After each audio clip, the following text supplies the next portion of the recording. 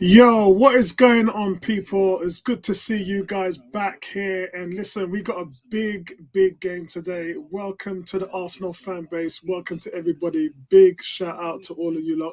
Respect, respect, respect. And most importantly, guys, a big respect to all of you who stayed with the team and trust the process. And no matter what happens today, these young kids, the youngest team in the league, are going to make themselves accountable. Win, lose, or draw.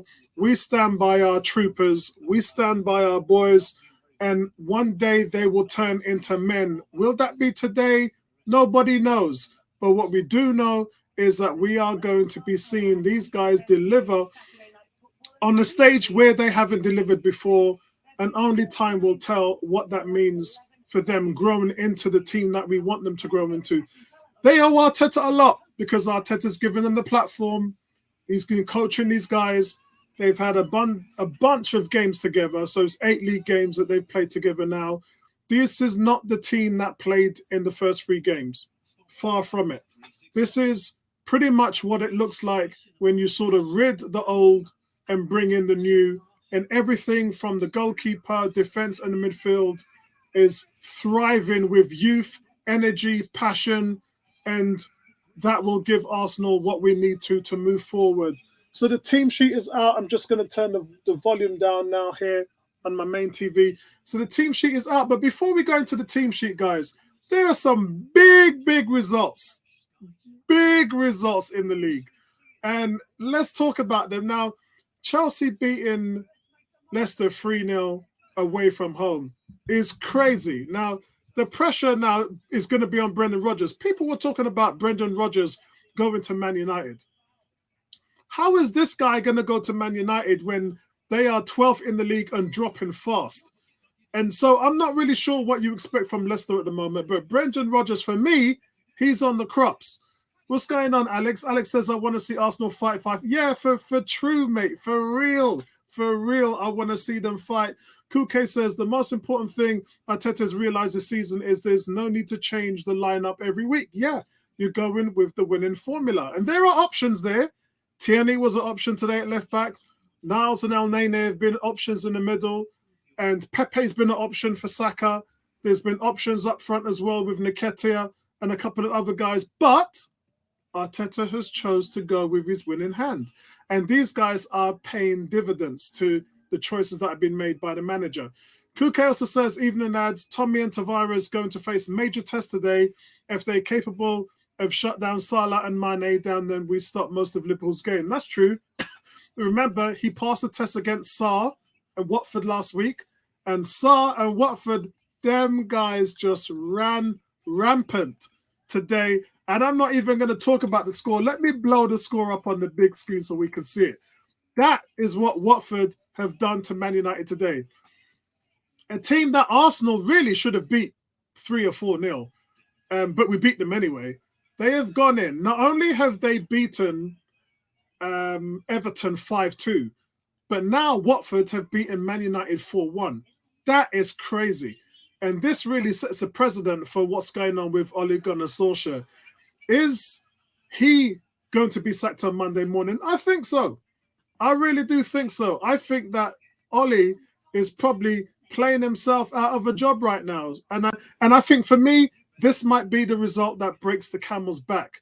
So that's just a crazy result. So we got 3-0 Chelsea against Leicester, 4-1 Man United against Watford. And again, if you guys saw our preview show yesterday, you would have seen that we were talking about these results. And I did say, careful with Watford, because you don't know which Watford was going to turn up. Watford got beaten 5-0 against Liverpool, and they beat Everton 5-2. So now we know which Watford turned up against Man United. Norwich, I did say last night, be careful. Norwich might pick up their second win in a row, and they've done exactly that. Norwich have beaten Southampton 2-1. Villa, surprisingly, 2-0. That was a big conversation last night we had.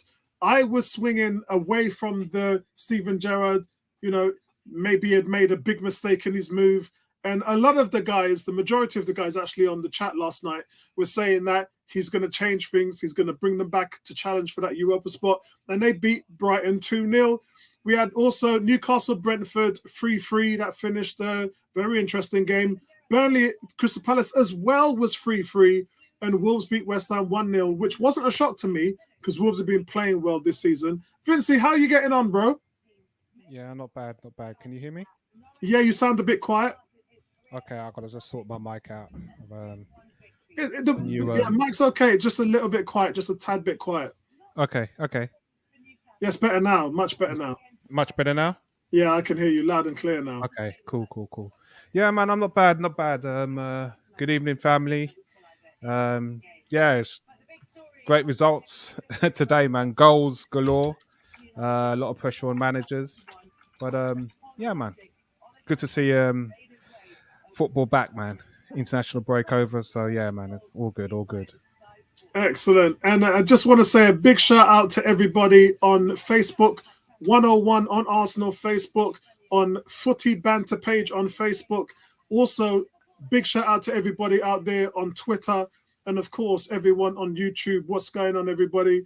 Kuke says, what's going on, Vincey? So hold on, you say hello to Vincey, but you don't say hello to me, even Good though to he be with did the say family. he said evening, lads, on this one, so I forgive you. So let's have a look at this team sheet and see what's going on. Where are we now? Here we go. So, guys, nothing has changed.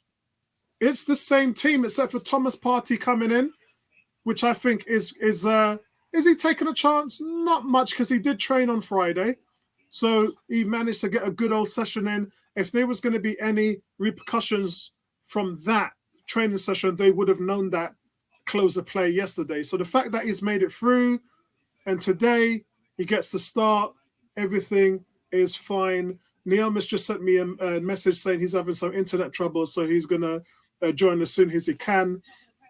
Vincey, anything on the team sheet for you that stands out? I think for me, I'm just concerned about Partey returning.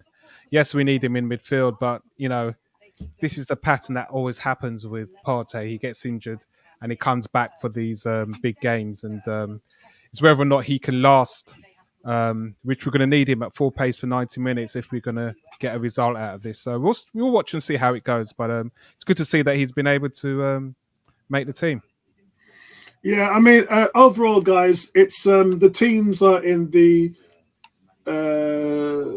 teams and just walked out the dressing room now, about to make their way out on the field.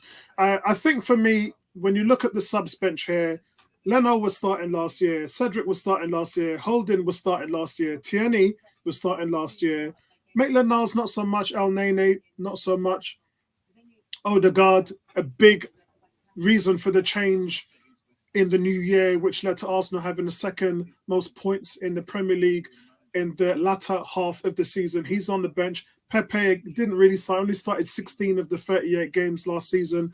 And then Martinelli, who just cannot get into this team for love or money. So a lot of these players on the bench were the ones that were starting last year, which goes to tell all the Arsenal fans how much of a rejuvenation has been happening throughout this change under Arteta and the transfer market. I really do like what I see. Ramsdale's a new buy. Tomiyasu's a new buy. Ben White's a new buy. Gabriel was bought the season before. Tavares is a new buy. Partey season before. Sambi's a new buy. Smith Rowe and Saka from the academy. And then the two old veterans, the two wily old foxes, are still hanging in there at the point for Arsenal. Now, so let me just get rid of this because we've got kickoff in about 4 minutes. Alex says to Vincey, yo, Vincey, what's good, my brother? Yo, what's going on, Alex, man? Big up yourself, man. Big up yourself. So, guys, this is it, guys. This is what we've been waiting for. This is going to tell us everything we need to know. This is going to show us what we're all about. I did say Alex Oxlade-Chamberlain was going to start on Thursday when I did the preview with Neil. He didn't think that they were going to go in that way, but yes, he's in there. Alexander-Arnold, Matrix, Van Dijk, Tomiskas, Thiago, Fabinho, Oxlade-Chamberlain, Jota, Mane, Salah, and of course Alisson in goal. So that's how Liverpool are lining up, and I just cannot wait for this to go. Players coming out. Yeah, you know what? I think there can be a lot of pressure that we want to put on the players right now because of the run that we're having, and it's lifted expectations. But it'll be a good way just to see how they manage away from home, especially. It's a tough place to go, but Mm. I believe 2 weeks ago that Arsenal, 3 weeks ago, that Arsenal can get at least a draw out of this game. Liverpool are beatable at home. If things go right with us, if the ref does what they're supposed to do, we can cause some problems. It's going to be fun. Yeah, real fun. Arsenal going in their base formation, guys. It's a 4-4-2 or more likely a 4-4-1-1. As we know, Alexander Lacazette likes to sit behind Aubameyang and likes to help press with the midfield. So it is kind of a 4-5-1 or a 4-4-1-1 rather than a 4-4-2. But cannot wait to see this result today, this game, the intensity. You can see Arsenal starting with Gabriel, played 14, won 11, drawn 3, lost none. They've not lost with Gabriel in the team. And I can't wait to see Mane, Salah, and all them guys, Jota, take on the likes of Tomiyasu, Tavares, Gabriel, and Ben White. I'm so up for this, man. 18 says, come on, you Gunners. G says, I like the lineups. Amazing how Nuno was bought for 8 million. He may be after Gabriel and Partey and the fans' favourites. So, yeah, possibly. But the fact of the matter is, it just goes to show how good the transfer market was for us this year. Guys, what's going on in the chat? Let me know how you feel right now. Vincey might be ahead of me because remember, I'm on this. Yeah. Yeah, I'm watching via the Xbox in my office. Xbox They're just Series having a clap S. right now. Players out on the field just having a clap. Yeah, that's where I am as well. The Liverpool players having a clap. The banner "You'll Never Walk Alone" has just come up there. Yeah. And yeah, everybody on Facebook, man. What's going on? What's going on Facebook? I know G is on Facebook. Normally James and Jimmy and all them guys normally turn up there as well. But you can see a picture of Ian Rush now. Why here, white to rotted. Do you know what The that brother, man? I used to hate these fixtures growing up, man. You know, my two brothers, Liverpool fans, I man. know. I was thinking about David as well. Yeah. Childhood was painful, man. So yeah, it's just seeing him in the stands, and then you had Fowler coming along, and then after Fowler, you had Owen. I hated these fixtures, man. And we always used to get Liverpool at the start of the season, and it just used to batter us. But then Arsenal came along and kind of changed things. So yeah, man, it's good to see them mans in the stands. Yeah, man, for real. And listen, let's see what D is saying. D is saying, yeah, I got Liverpool winning. Yeah, I think you know what? I was going with Liverpool winning last week, and then yesterday when I did the preview 2 days ago, I said a draw. And I think because the team are capable of a draw, and that's what I want. I want a draw. I want to come away with here with some points. But if we win, D, we actually go into fourth place ahead of Liverpool and tied with West Ham. Wow, I mean, that is crazy. Adi says whether Liverpool wins 1-0 or 5-1, it won't change the outcome for me. I think it will. 1-0, a 1-0 loss, considering we've lost by an average of 3 goals to this team, we've beaten them once in the last 16 games. Yeah, that's that's how bad things are. So I think if we lose 1-0, as long as the players battle and show a valiant performance, I'm all in. I'm not going to let my faith drop just with a bad result. So, I mean, I know some fans are dying to sort of prove to everyone else that they were right. We're still not good. We're still not a great team. We're still not there yet. And so some fans are kind of dying for us not to perform today. Their Yeah, I'm just narrative of the fact that we still ain't there. I just think that this is a big gamble. Some would say for Partey to play because the run of games that we got in the next few weeks, bearing in mind you got the Christmas period, we need Partey fit. We need him. So I just really hope we can get away with no injuries in that midfield because that's our. I think that's our weak link. If any one of our starting 11 are injured. So G says didn't didn't think he'd stick with Tavares for this match. Not a bad call from Arteta. That was probably one of the few that could have gone either way. Would have probably gone with Maitland-Niles over Sambi. But again, it's really fine margins. So pretty happy with the lineup. It's what he expected. Gerard B, what's going on, Gerard? Gerard says, we have to start fast like we've been doing. Agreed. Kurt, big shout out to you. He says, Apollo Vinci, good evening. Let's hope the lads are still focused for 90 minutes and we make the most out of the chances we create. Agreed, 100%, bro. And Kuke saying, only 2 on the panel for the biggest game of the season. Come on. Yeah, listen, that's because them guys are fearmonger. They're scaremongering, man. They're scared. No, seriously, they're scared. I see how the previous performances mash up some of the panels. So if you come on here, you got to bring the might. You got to bring the grit with you, man. And so far, Arsenal not really pressing them a great deal. I mean, Aubameyang's pressing now, but Liverpool, Alisson with a little bit of time to play the ball out of the backfield. Arsenal not really pressing too heavily. But you can see now Van Dijk has got the ball. They're trying to get it into Fabinho, into the pivot. But Liverpool are knocking it around at the back. Arsenal are taking their chances. They're not taking the bait. You can see Lacazette pressing there at the moment. Saka starting to press. Liverpool's gone long. But Tomiyasu deals with it very easily. And then Arsenal clear the danger. So for Arsenal, it's a very disciplined defensive shape. And they're making sure they're engaging the hosts in a very, very conservative way. Neomis has just come in now. What's going on, Neomis? I'm doing good. Apologies for the lateness. I'm having some internet problems this afternoon. So What's going on, my friend? You good? I'm very, very, very good, my friend. My Bayesian friend. Very Nice, good. nice. I was sending a message to your preview. I was like, no, no, you gotta get him. Like I know we should be positive about these games, but I'll take a respectable loss. If it's a 3-2 or 3-1 to Liverpool, I'll take that. Because I'm not expecting anything out of this game. But if we get something like even better, a draw, a win would be great. But my expectations are very low. So guys, we just missed the first wide attempt. So Ben White tries to dribble with the ball out of the back at the backfield. He gets depossessed. To be honest with you, he put the ball too far in front of him. So he lost possession there. But he gets the ball, he's dispossessed. Thiago feeds Salah into space on the left-hand side, but 3 Arsenal shirts just crowd Salah. Give him no time. He shoots and the ball goes wide right.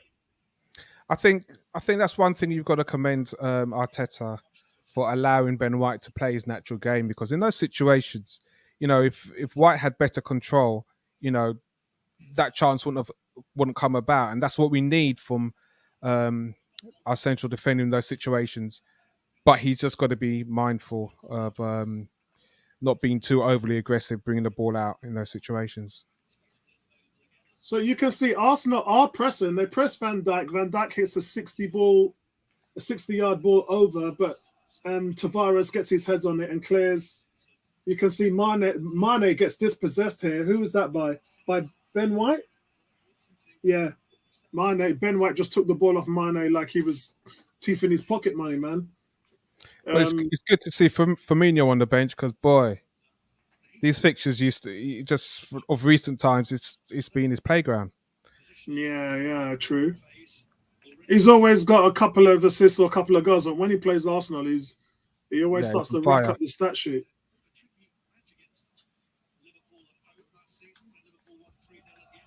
A lot of people are thinking today is going to be a game changer. I mean, we really don't know where we're going to be. As I said, a win will put us in the top 4, level on points with 3rd place West Ham.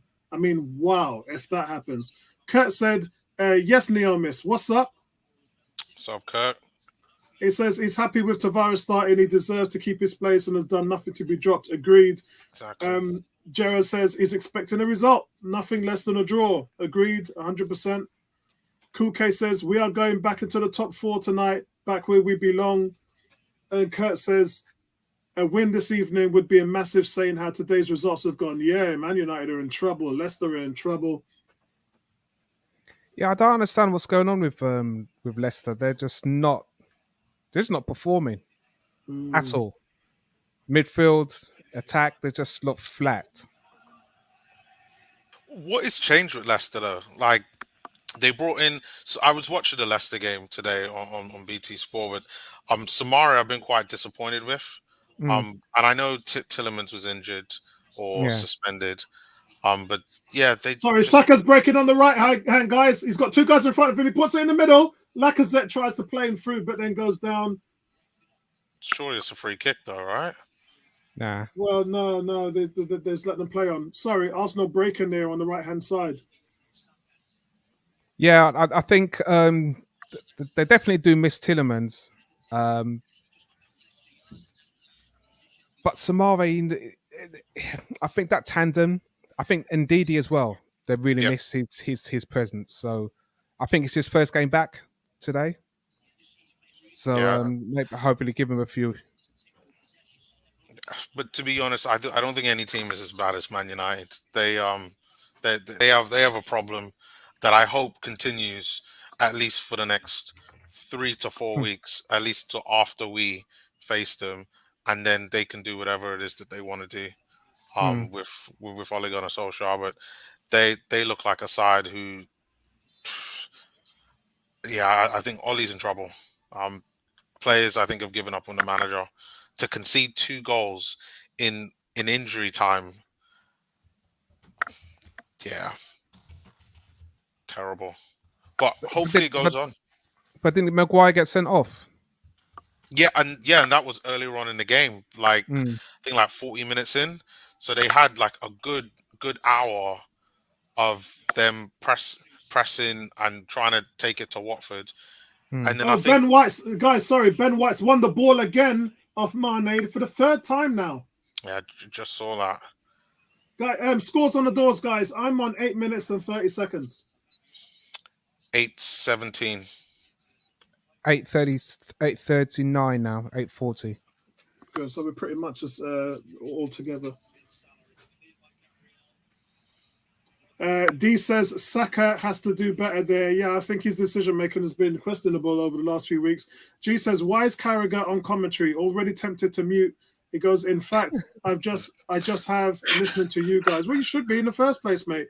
Kuke says, need a strong refereeing performance today. Liverpool should have had a few red cards against us in recent games against them.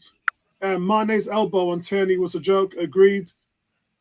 Yeah, Yeah, yeah, Mane's agreed. elbow and assault on Bellerin has been legendary. So yeah, he should have Stylistic gone. said Maguire went off in the 68th minute. Yeah. That's what we need, man. How many red cards have just not happened against Arsenal this season? Liverpool patiently just trying to have the build-up play, but it's brilliant tenacity from Arsenal. Really good energy to win the ball in the midfield and break down the flanks. But neither side giving an inch away, guys. That's what you want. At least like it's competitive, and that's all that I think any fan could really ask for is just a competitive game against the top side, and hopefully it continues and we get a Oh, chance for two. Tavares. Gabriel's done fantastically on the left-hand side there. Yeah, these venues you've got to be disciplined, man. It's not about being hot-headed and just rushing out just because you're starting a game. You got that first 10, 15 minutes is a battle, man. You got to Look at that. stand up, man. Get organised. So, guys, first of all, my first perception of what's going on, Ben White has had to drift out wide right to nullify the threat of Mane. He's won 3 tackles there. On the left-hand side, sorry, on the right-hand side, which is our left, Salah picked up the ball and Gabriel was right out there on the flank, touchline, depossessing him with Tavares. So the plan looks like to really shut off those wide lane penetrations from Mane and Salah, getting the ball out wide and taking the ball and dribbling inside, causing problems. It seems like our centre-backs are stepping out really early to stop that from happening, and then Sambi and Partey are drawing themselves into the box to compensate. Very good tactics from Arteta. Did you see? And I think you could see that even more. Did you see the way how because our centre backs are going wide, the fullbacks are coming almost centrally to then stop the overlap? Because with Robertson there, Robertson tried to go with the overlap. Tomiyasu just drops back in the centre back position, so he doesn't even get the cross in. Yeah, I, Arsenal are defending this yeah, like studs at the moment. really Bertrand, well. where are you, bro? We thought you were going to be here in the stream. Bertrand says we are 10 minutes in and Partey hasn't touched the ball. Has Partey? No, he hasn't. But you can see Partey standing on the end of the penalty area. Uh, he's just been the anchor man there. He's just been the sweeper for that back four formation, as we were talking about. The centre backs going out to the flanks. Partey's dropping into the penalty area just to watch what's going on in the inside. Is Mane against Tomiyasu here? Tomiyasu's just given away a free kick, but he was matching him stride for stride. Very competitive, big test for Arsenal's defense right now. I don't even think that was a foul. No, I don't. I think he the ball onto him.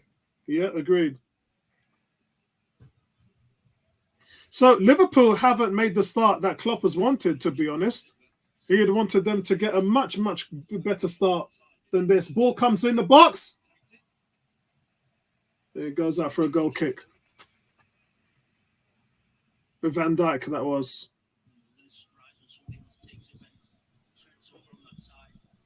So far, yeah, it's looking solid.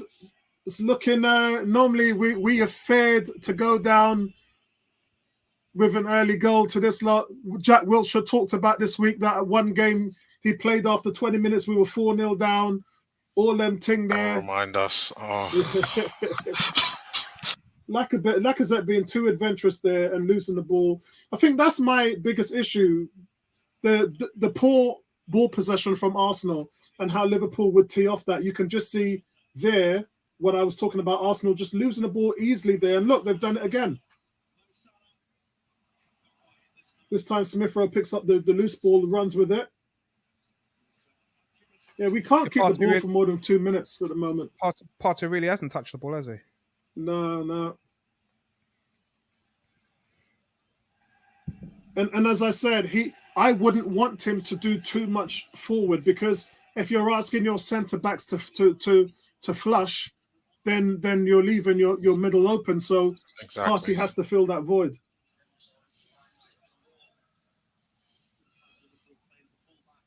But for me, this is just the normal. Aubameyang just missed the steal there. This is just the normal issue of Arsenal not being a very good team in possession of the ball in the midfield. Lacazette's just given away another silly free kick there. Styler says, "I think he touched the." Says, "I think he touched the ball there."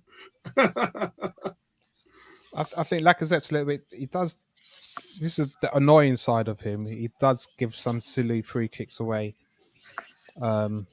In the middle of the park. I know he's hassling, but sometimes he can just shadow the man. And when you've got to break up play, it's important. If we were on the cosh, but in those situations, we weren't. A free kick to Arsenal. G saying, Vincey, tempo is a lot slower from both teams, much slower than I was expecting.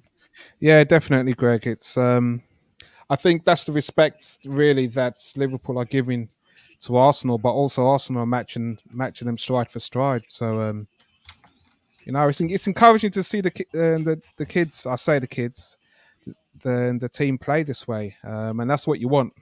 You don't want them to be scared when you go to Anfield, and they don't look scared. Arsenal still here. What a ball from Gabriel to Lacazette! Just broke the press. Yeah, Gabriel just put a pass. He took out 4 Liverpool players there. Exactly in that situation, taking down the line, man. Use your pace. Kurt says, would keep Laka and give him a 1-year deal. Let's rather than leave him for free and get a younger replacement. Kulse says, imagine if Lacazette was actually good, like St. Maximum good, like Antonio good. And Star says, impressive out the back four there. Yeah, it's good. It's good. I would be loathed, not out of disrespect and hatred for Lacazette, but I cannot accept Arsenal giving him a 1-year contract. We got to do better from this. We got to move forward with players of his ability and his age. Oh, Party, great ball into Saka. Saka's getting his shirt pulled. Arsenal on the attack here. Tomiyasu, wide right. Ball comes in the Give me an middle. assist. Oh! I was there thinking about my fantasy team there with Tomiyasu. Give me an assist.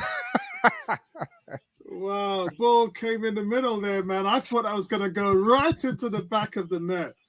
Great cross. That's close. Good ball by Lacazette. Yeah, how has Saka not scored this? They're showing a replay. Tomiyasu crosses the ball back in. Saka just does. For me, Saka doesn't commit himself enough. He just doesn't commit himself. You got to make that ball yours. And he's allowed Oxlade-Chamberlain to outmuscle him there. So as I said, Tomiyasu delivers a great cross into the 6-yard box. Saka is just outmuscled by Oxlade-Chamberlain and the ball drifts wide of the target. Chamberlain wanted it more than Saka. Vinci and Neomis are quiet and has nothing to say. No, I'm being quiet because I'm a little bit ahead of you guys. And I don't want to give anything away.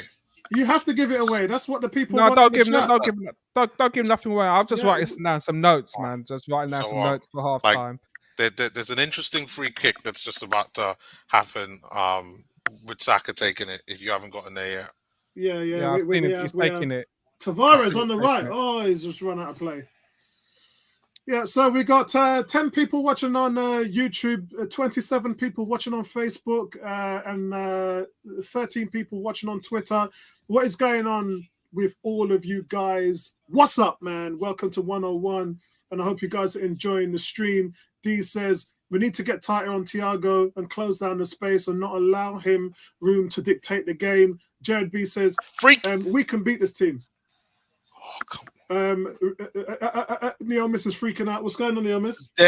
Saka gets the ball. Ball comes in from I think it was Thomas Partey. Long ball comes in from him. He gets on it on the right, gets tackled, but it looks like the way how Saka went down, I'm thinking that should have been a free kick just outside the box. Right, Liverpool are bringing the press now, and Arsenal are dealing with the press so well. Saka's being released on the white here with a great ball from Ben White. Ben White hits a 17-yard pass over to break Liverpool's press. Saka goes, and that should be a free kick. Come on. That's what I'm thinking. At least a free kick. But Saka gets see the ball from Ben White. Liverpool come with the press. Ben White 70 yards over and completely nullifies Liverpool's midfield. Vinci smiling like he liked that. No, man, I'm not sure that was a free kick, man. It's like in that situation, it's like the ball was so far ahead of him, he was never going to get the ball. Come on, great defending. So, apologies for my terrible Bayesian there. I just can't do it, but I will try. D says, better decision in the final third. Show them why you want the big money contracts. Agreed.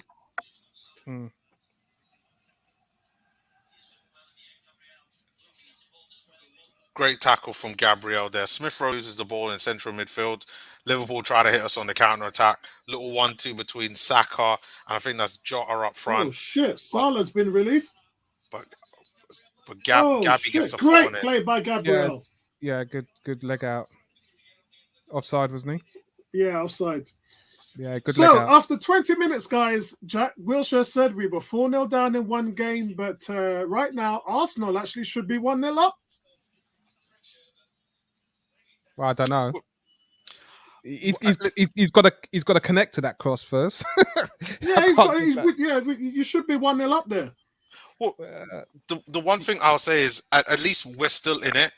Like, I thought that there would have been at least one goal from this side now, but how it looks is this is going to be a very tight game, which is what I wanted. I wanted to see a competitive game with Arsenal versus Liverpool, and maybe we should be giving Arteta and Arsenal a lot more credit that they are, especially if the game ends somewhere like this, that they're a little bit closer to, being the finished product than we all think.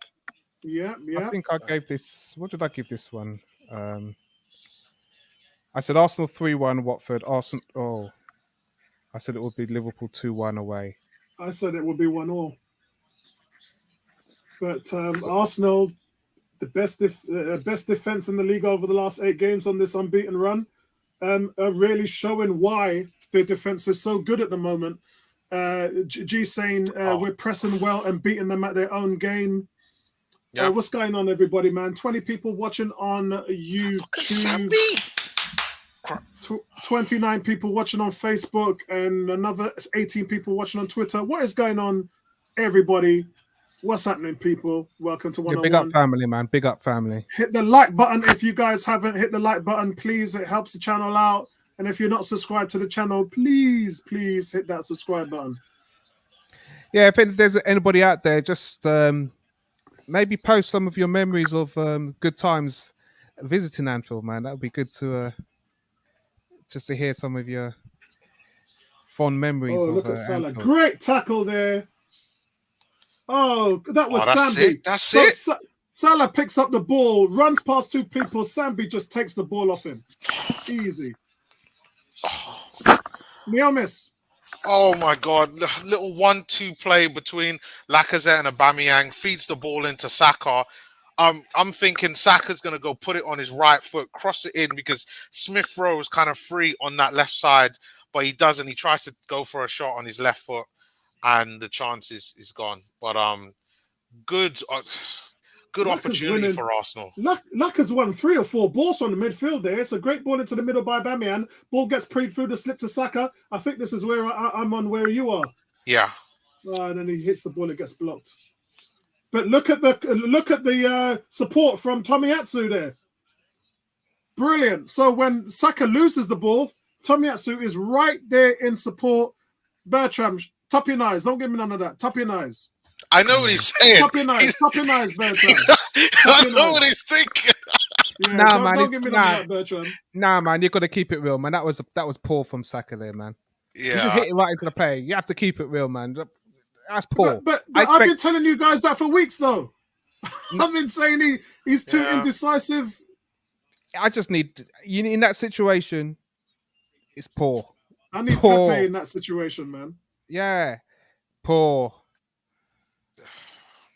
I think what stands out to me is that Saka had 14 assists in his first year.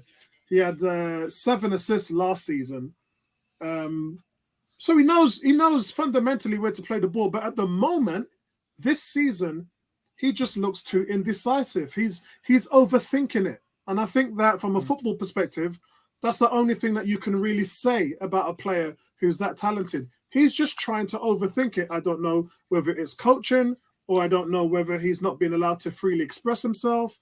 I don't know. I don't know what it is. I don't think there's anything wrong in saying that he needs a break from actually playing and watching on the bench and coming on, because in those situations you're making the right decision. You can watch and learn from other players. He's played a lot of football. You know what I mean? A lot of consistent football. So those stats you given are great. But mentally, if he's not making the right decision up there, he just needs... I don't think it's going to knock his form because he's a confident player, but he just needs to maybe 1-2 games come off the bench and still have an impact because he's got that ability. Yeah. I mean, I agree that, maybe he shouldn't play as much. I'd still continue starting him, at least until, we get a loss. Because I don't think that we should change anything until that really happens. But this is why I think why Pepe can be so important, or even a Martinelli, just something that's a bit different. Because I keep worrying that he's just eventually going to break down and get some type of long-term injury. Fingers crossed, that doesn't happen. But yeah,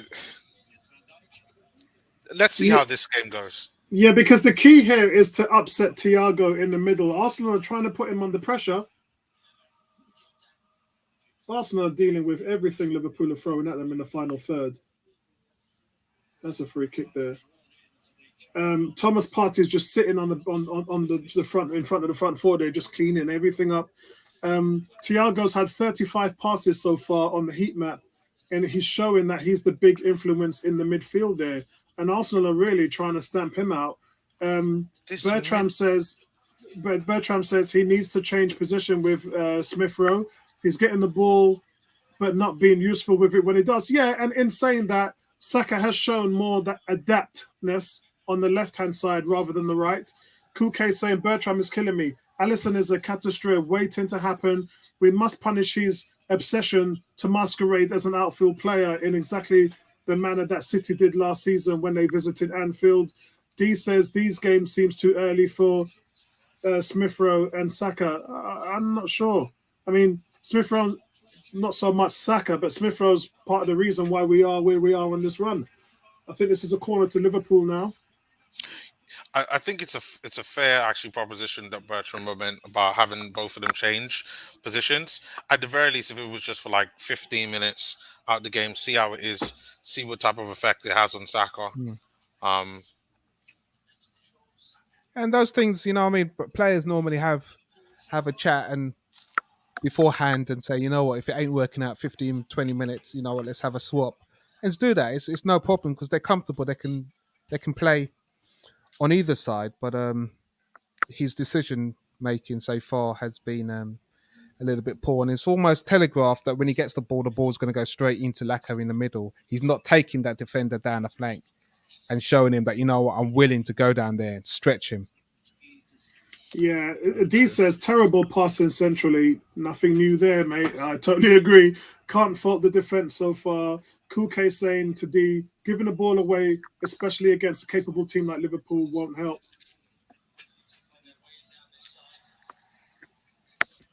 I mean, fundamentally, that's been our biggest flaw, the midfield, and it will get better. I just imagine what happens when it does. Our defense will get more on the ball. Huh? Oh, what a shocking pass. Partey's on the ball.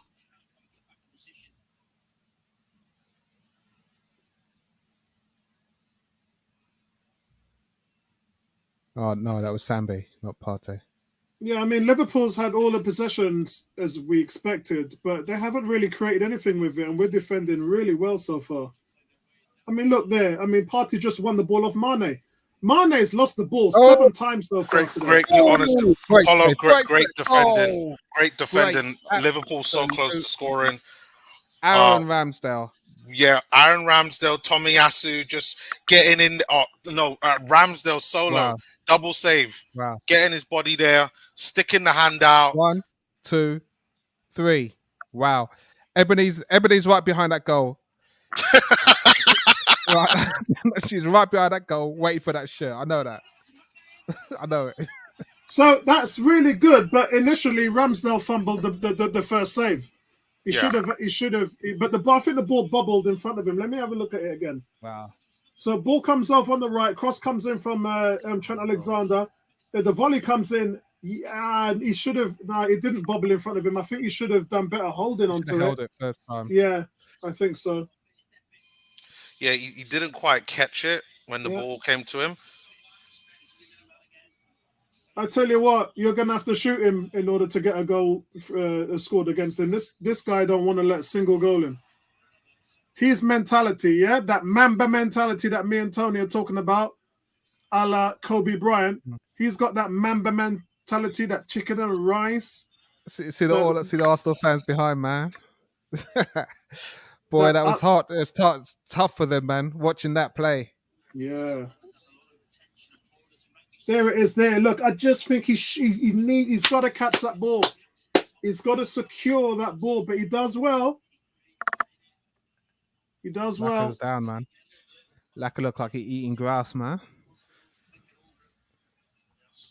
The stress, guys. We're half an hour gone into the game, guys. And Arsenal have actually had the better chance. Oh!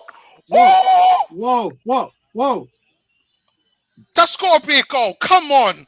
Whoa. Sexy football from Aubameyang, Smith Rowe and Lacazette. But it ruled offside. Ball comes in from Smith Rowe on the left to Aubameyang. Aubameyang then puts it back. A little scoop turn from Smith Rowe in the path of Aubameyang. Then he passes it to Laka. Laka puts it into an open goal. But yeah, I'm seeing it now. Smith Rowe picks up the ball on the left.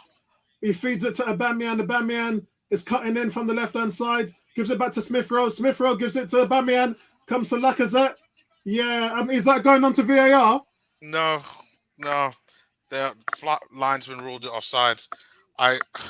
Shit, man. I'd like them to see the replay of that to see how. Yeah, I'm seeing the replay now. Vince is quiet, man. No, I'm Like, just seeing it now because I'm watching. I've got 2 streams. Oh, great point. Yeah, he was Yeah, he's offside. way off. He's miles offside. Aubameyang, yeah, he was offside. Okay. Yeah, Style said it as well. No, I've got 2 streams Arteta going on and right Klopp. now, and one of them kind of went down. So Arteta's I'm looking watching to the one fight that was Klopp on the on side. the sideline. Look at this. They've got to hold him back. What? Arteta and Whoa. Klopp punch. Like, oh, what was What? that? What? Let's see. I don't know what was. I'm watching the game, Yeah. and Arteta's getting in his face like that. But bro, I thought you was only 10 seconds ahead of us. I'm 32-20. Oh, you've just jumped about 30 seconds ahead of me now. Oh, Yeah, yellow here we cards go. for Yeah, both here we managers. go. Tell Okay, me what guys, happens. Spain versus Germany. It's on. What is going on? Hold on. It's on. I don't know what happened there. Did Klopp okay. come over to his box? Yeah. It's all happening in the dugout, guys. It's fight night. To hell with football. It's fight night. Bring in Pugilis, boy. What's going on, Tony? Oh.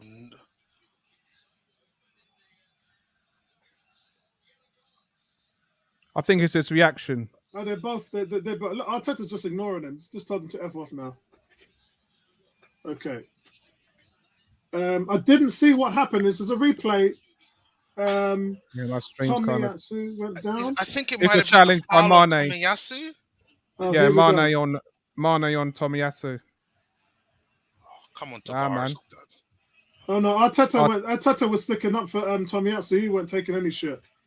Arteta turned into Arsene Wenger, man. Just don't give him some water, man. He'll be dashing water. Hey, at him. Arsene Wenger, don't mess with Arsene Wenger on the sideline, you know.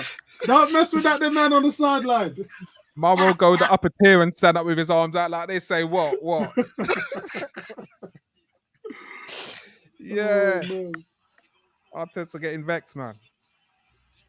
But you know what? Arteta is showing his team the fire that they need on the pitch. He's showing them. Look at Tavares on Salah there. Watch Arteta come out with a top on and name himself a sub. He'd be itching to get on this game. Again, Tavares and Sambi are just dealing with Alexander-Arnold and Salah on the left. Oh my God, what a save! What a save! So Ramsdale with a save! Point blank save! Literally 2 yards out.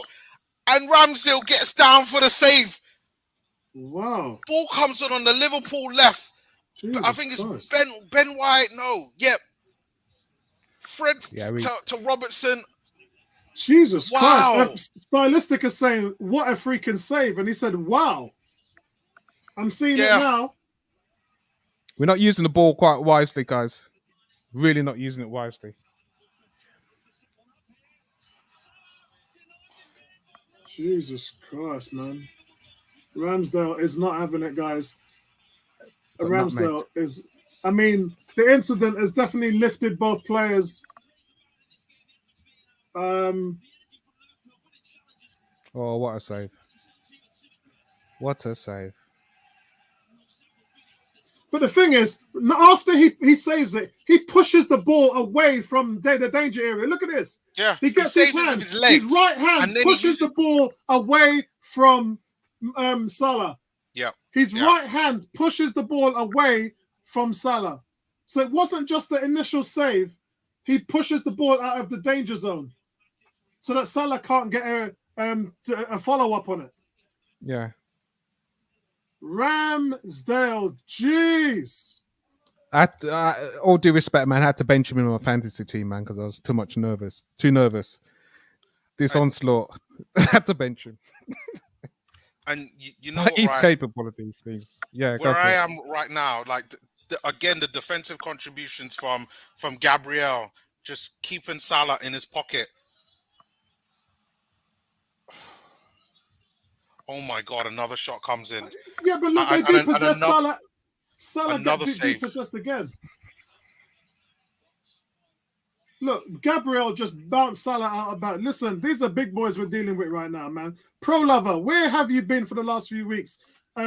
He says Look at how the fellas are tackling. So, bro, they're beating up Mane. They're beating up Salah. These are little 20, 19-year-old, 21-year-old boys at Arsenal. Beating up Liverpool, you know. Beating up one of the best free attacking teams in the league. These kids at Arsenal are just dealing with them. Bertram says men against boys. Who are the men and who are the boys, Bertram? Pro Lover says, Come on, good hit them on the fellas. counter attack. No! Let's go! Great save. Great save. Oh my God. He's having fun. Oh, He's having fun. Arsenal Come was on. Liverpool on the onslaught. Lacazette wins Trent. the ball and tries to thread it through to Aubameyang. They just get a tackle on it, or else it would have been an open goal. Aubameyang there, but like this is a great game. This is a great game going on right now. Yeah, this is what we wanted to see. Remember, guys, this is at Anfield. It's a really good game. Wow. Yeah, I can see it right now. Oh, it's a last-ditch tackle. Who was that? Was that Fabinho making a tackle? Yeah. So, yeah, you can't say anything about Arsenal there. That's just a great tackle by Fabinho.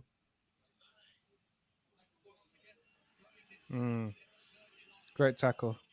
I tell you what, Thomas Partey definitely doesn't look like he has the legs underneath him. He definitely isn't match fit for me. Passenger, that's what I said, man. Passenger. Yeah, he definitely isn't match fit for me. He just doesn't have the range today. And I would have played Smith. I would have played Maitland-Niles. Sorry. That's fine. Maitland-Niles will be on in the second half, and he will be able to clean up everything. Sambi's having a heck of a game as well against that defense. Yeah. And Tomiyasu is just letting Mane know where he is. Lacazette has won about 5 tackles from the midfield. We've got to use the ball better in those situations, guys. Arsenal are maintaining the energy and the defensive prowess that we've seen that's made them become the better defense. One of the best defenses in the league.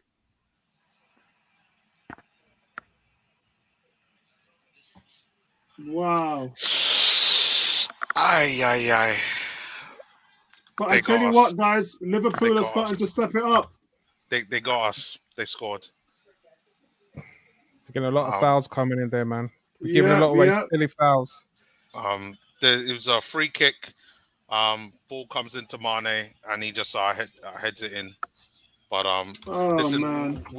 We held out for 39 minutes. I gotta give mad props for Arsenal for that, because I definitely didn't think the game would be this competitive. Yeah, agreed. I gotta give mad props up to Arsenal. Like, well done to them to only hold them to 1-0. Like, let's go into the second half with this. Let's regroup, take off Partey, bring on Maitland-Niles, and let's see if we can get one back and hit a draw, because we have had chances. And you know what? Even though I'm speaking like this, we still got 5 minutes left and some injury time. There's no reason why we can't get a goal. Yeah. And just to reiterate, guys, Liverpool have had 11 shots, 5 shots on target, and 70% of the possession. Well, yeah, that tells you everything. And only 1 goal. That tells you how good we've been defensively. Yeah, true. I mean, Bertram laughing. I don't know why Bertram's laughing there. Come on, I'm not sure why you're laughing there, Bertram. No, come on, Bert. Gabriel lost him, man. D saying was important to concede before halftime. Yeah, I think it was. Pro said exactly, Neo missed no reason. Yeah, it was important to try and keep them out before halftime, and now we have to regroup. We've got to try and take the game to them a little bit. And that might open up the game a little bit, which would be a disadvantage to us. Arsenal throw there.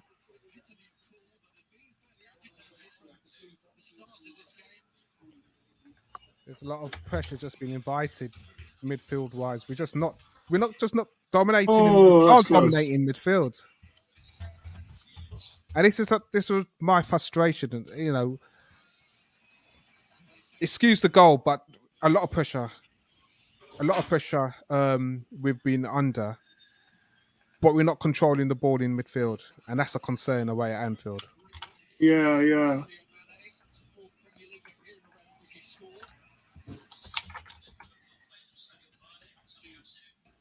Um, It's all salvable in the second half. Um, Still in this game, but we just got to have a foothold in midfield. Pro Lover says, why are Liverpool fans booing? Kuke says, Bertram laughing says it all, really. If we went in at evens at half times, I'd really like our chances. We lasted so well. I still like our chances, mate. I went for 1-1, and I don't see any reason why we can't score against this team. I really can't. If we let another goal in, then it's probably gone. If we let another goal in, then it's probably gone. I've got to change this banner. Apollo, to be honest, I thought we would have been 2-0 down by now. And we would have scored our first. But Yeah. like I like what I see. I like what I see. Um, there's lots of there to go with. Like, no one should be negative with what they saw today, because we've been competitive from minute one. Agreed. Like, and that's all you could ever ask for from a side that should have probably won the Premier League last season, a former Champions League winner. Like, I've been impressed. Like, oh, hey, what is this now? What is, boys? Hey, calm down.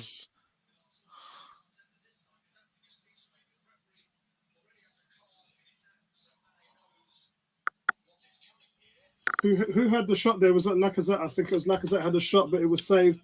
Saka comes in through the right. He plays it off to it's Sambi that has the shot. Yeah, Sambi has. Lacazette slips. Ooh, okay. Mane gets a yellow card for a late challenge on Ben White outside the area. Again, Arteta getting involved this time for being a peacemaker, because Gabriel was about to body Mane for that late one. Did you see Arteta come in and move his players away? But Lacazette comes in and just settles things down, gives Mane a hug. When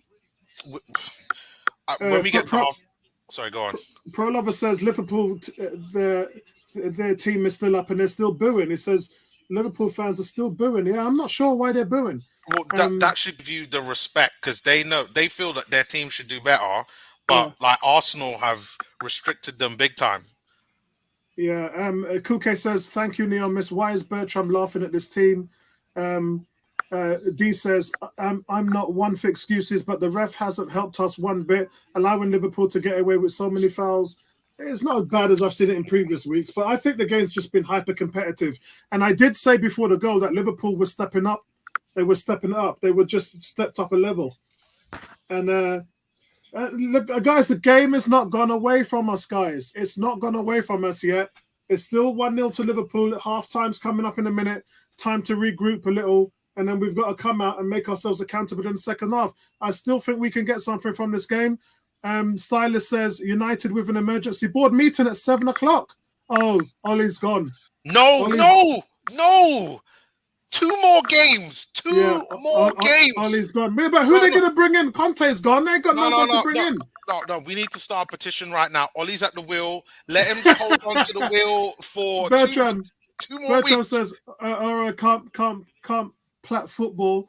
Pro Lover says he's not worried. Bertram says gives away free kicks, passes the ball to the opposition. Oh, Aubameyang. Oh, yeah. He said Aura. I think he's talking about Aubameyang. I'm concerned because yes, we've had scraps, and one would say yes, scraps is what we can expect from playing against Liverpool, but we just have no foothold in the midfield. We don't have a platform to say, okay, you know what, we can offer sustainable attack, and second half that's got to change. Yeah, got to change. I think we have a player that can change that. Like, it's just hit half time. We've gone in 1-0 at half time against Liverpool. Arsenal have been competitive throughout the whole of this game, and I thought that it would be I really thought it would have been 2-0. 2-0 at half time. We go in the second half, we make a change, then we score, and then Liverpool finish us off in the second half. But we're still in this, people. Like Arsenal have surprised me a lot. But that's what I'm taking away from this. Well done to Arteta for getting Klopp all agitated and flustered as well. Prolover says sounds like the African Guna. I'm not sure who we're saying that about. D says Salabamian, he's trash man. We need a proper target man. Aubameyang still at this point has second most goals behind Salah in all competitions, but he's trash. We need a proper target man. I'd rather have Giroud in his mid 30s. I agree with Bertrand when he's talking about Saint Maximum. Um, I probably wouldn't take Ollie Watkins. I just wouldn't do that. Um, Antonio West Ham, they're gonna want 70 million for him, so that's gonna be off the Yeah, table. And Calvin Lewin, 50 million, that would get it done with Everton. I'd take him in a heartbeat. I personally, I think that Everton want more than 50. But I did want to bring this up to you because I know the player that you mentioned that you liked, that I Yeah, think that we could sign on a free, and he plays for Liverpool in Divock Origi. Would you take him to replace Lacazette as being a backup for Aubameyang? Not as a yeah. lot. Would you take him at Arsenal? Um, I don't think I would, for the simple reason that it's got to fit within the That's a formation foul on. and what Arteta's trying to bring. I don't think he would be someone Arteta would be looking at. I think Arteta, and I'm really conflicted because Arteta has so many variables in his strikers. I think Nketiah is an excellent striker and Yeah. the hardest defensive worker in the team. I think Martinelli is the best all round in terms of his skill set, but yet Arteta has not found a way to implement him into the team. So I question what Arteta's actually looking at. I don't know what he's looking for in a front man. So I need to. I'm confused when I see all these players around. What exactly is Arteta looking for? Is he looking for an Antonio St. Maximum, Ollie Watkins style of player who would just bully a back line? Because Aubameyang can't bully a back line, and for all Lacazette's ferocity in his game, he isn't a physical presence. He tries to be, and he's our most physical player at this point. But he isn't Yep. an Antonio. He isn't a bully. He isn't a St. Maxima. He isn't going to go in there and scare the living daylights out of the. So I think that maybe that's what Arteta's looking for. So when I see players like that you've just mentioned, is it going to be Mhm. enough? Is it, or, and this is an intangible here, or is Arteta looking for the silky Spanish type of forward, like the David Villa, the Higuain type of? Is he looking for that type of European forward who can do everything really well, which is actually 5 or 6 years ahead of what Martinelli is doing? Because Martinelli is that guy, right? He's got all that type of Yep. skill set, but he just doesn't have the polish. Martinelli's still raw. So is that what Arteta? I really don't know what Arteta's looking for. Because I've been saying the from reason. go for it, no, Sorry, go mate. on. Go for it. No, you go. Um, no, what I was thinking was that we got four young strikers, we got two aging strikers. In another year and a half, the two aging strikers are going to be gone, and we're going to be left with four, four young strikers in Martinelli, Balogun, Moller, and John Jules, who would be about 22, 23 years old.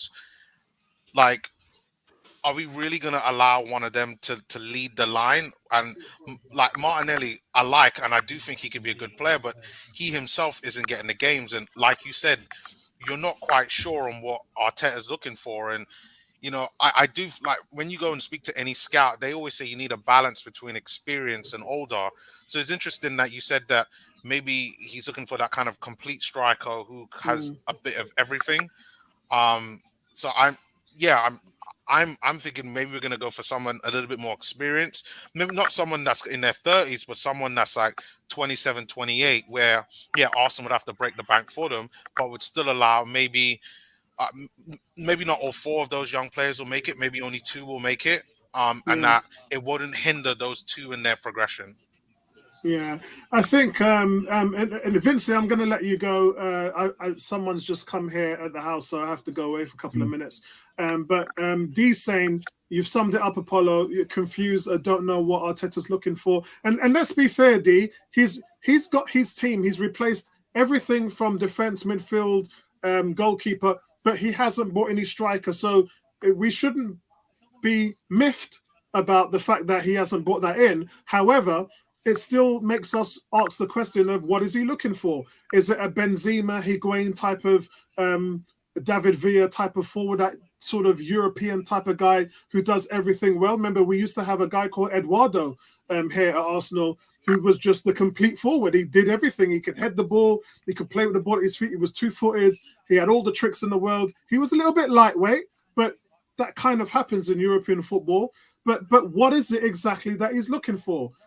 G says Neomis Laka was just bouncing off players. We do need a new striker against teams like this. I don't think the current iteration of Uber and Laka works. We need a Pepe, or at least he brings a level of unpredictability. That's fair. Rabbi says, who's going to win, Arsenal or Liverpool?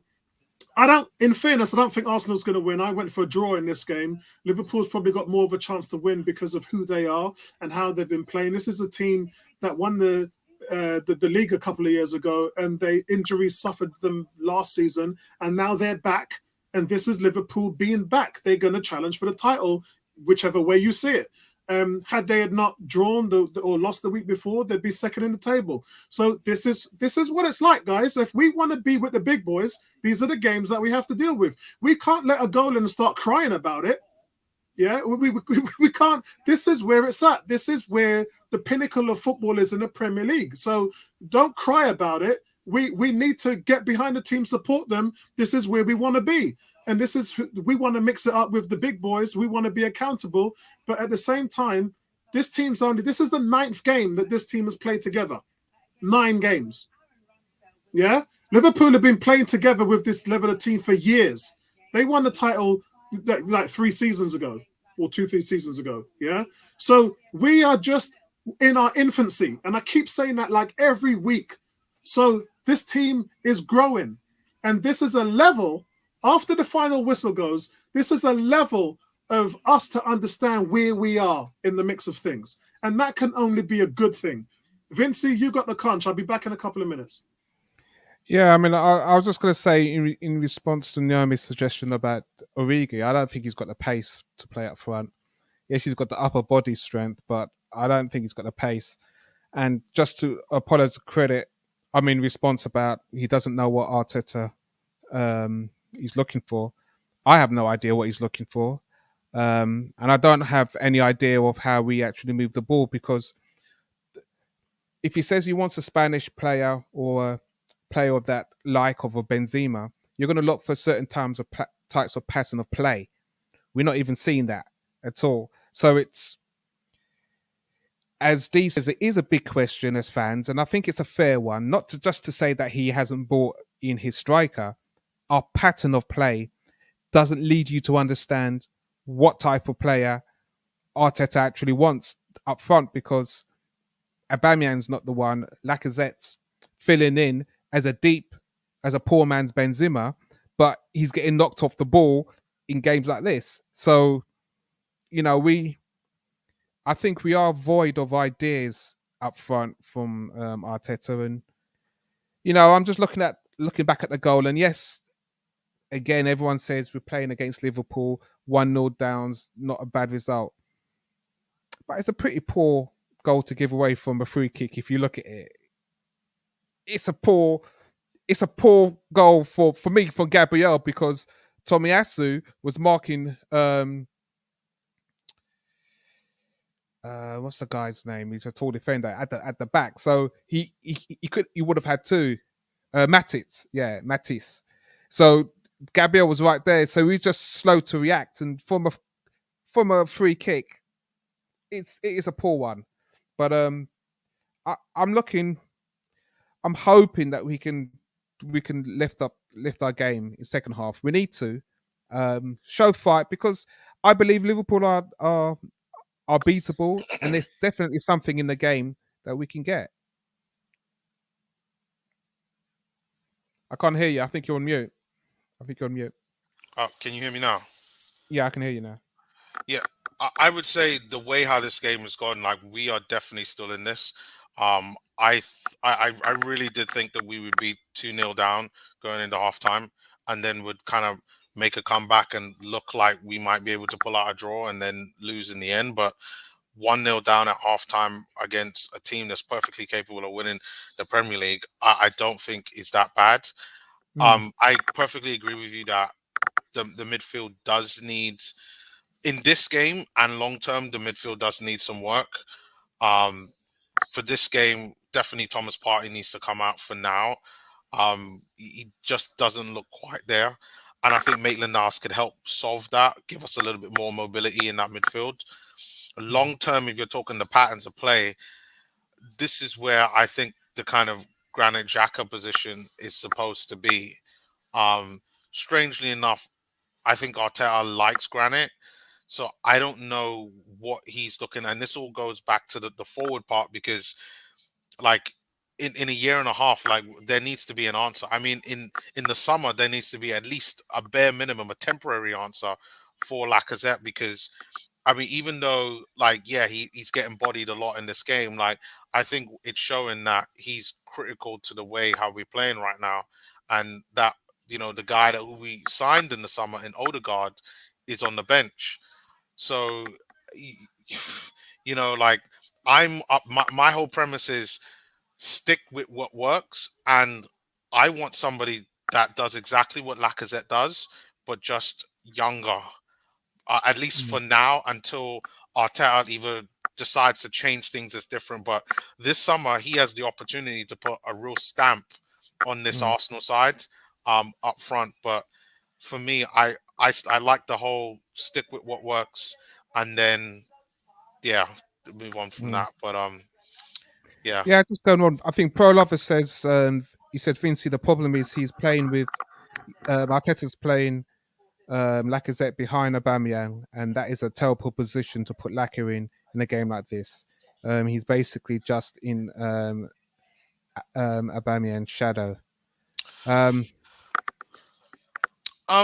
he's not really playing him like a proper core striker, which again goes back to what you and Apollo were talking about. Like if he's only playing Lacazette to be the missing piece that Aubameyang really needs, which is the physicality, then that's probably how that works. Maybe if he had more of a complete striker that can hold the ball up and also had the pace and score goals like Aubameyang, then that might work better. Whereby maybe what we'll probably need is more of like wingers and wide players to do a little bit more trickery and to be able to get more goals that way. And you could have someone that could kind of drop deep.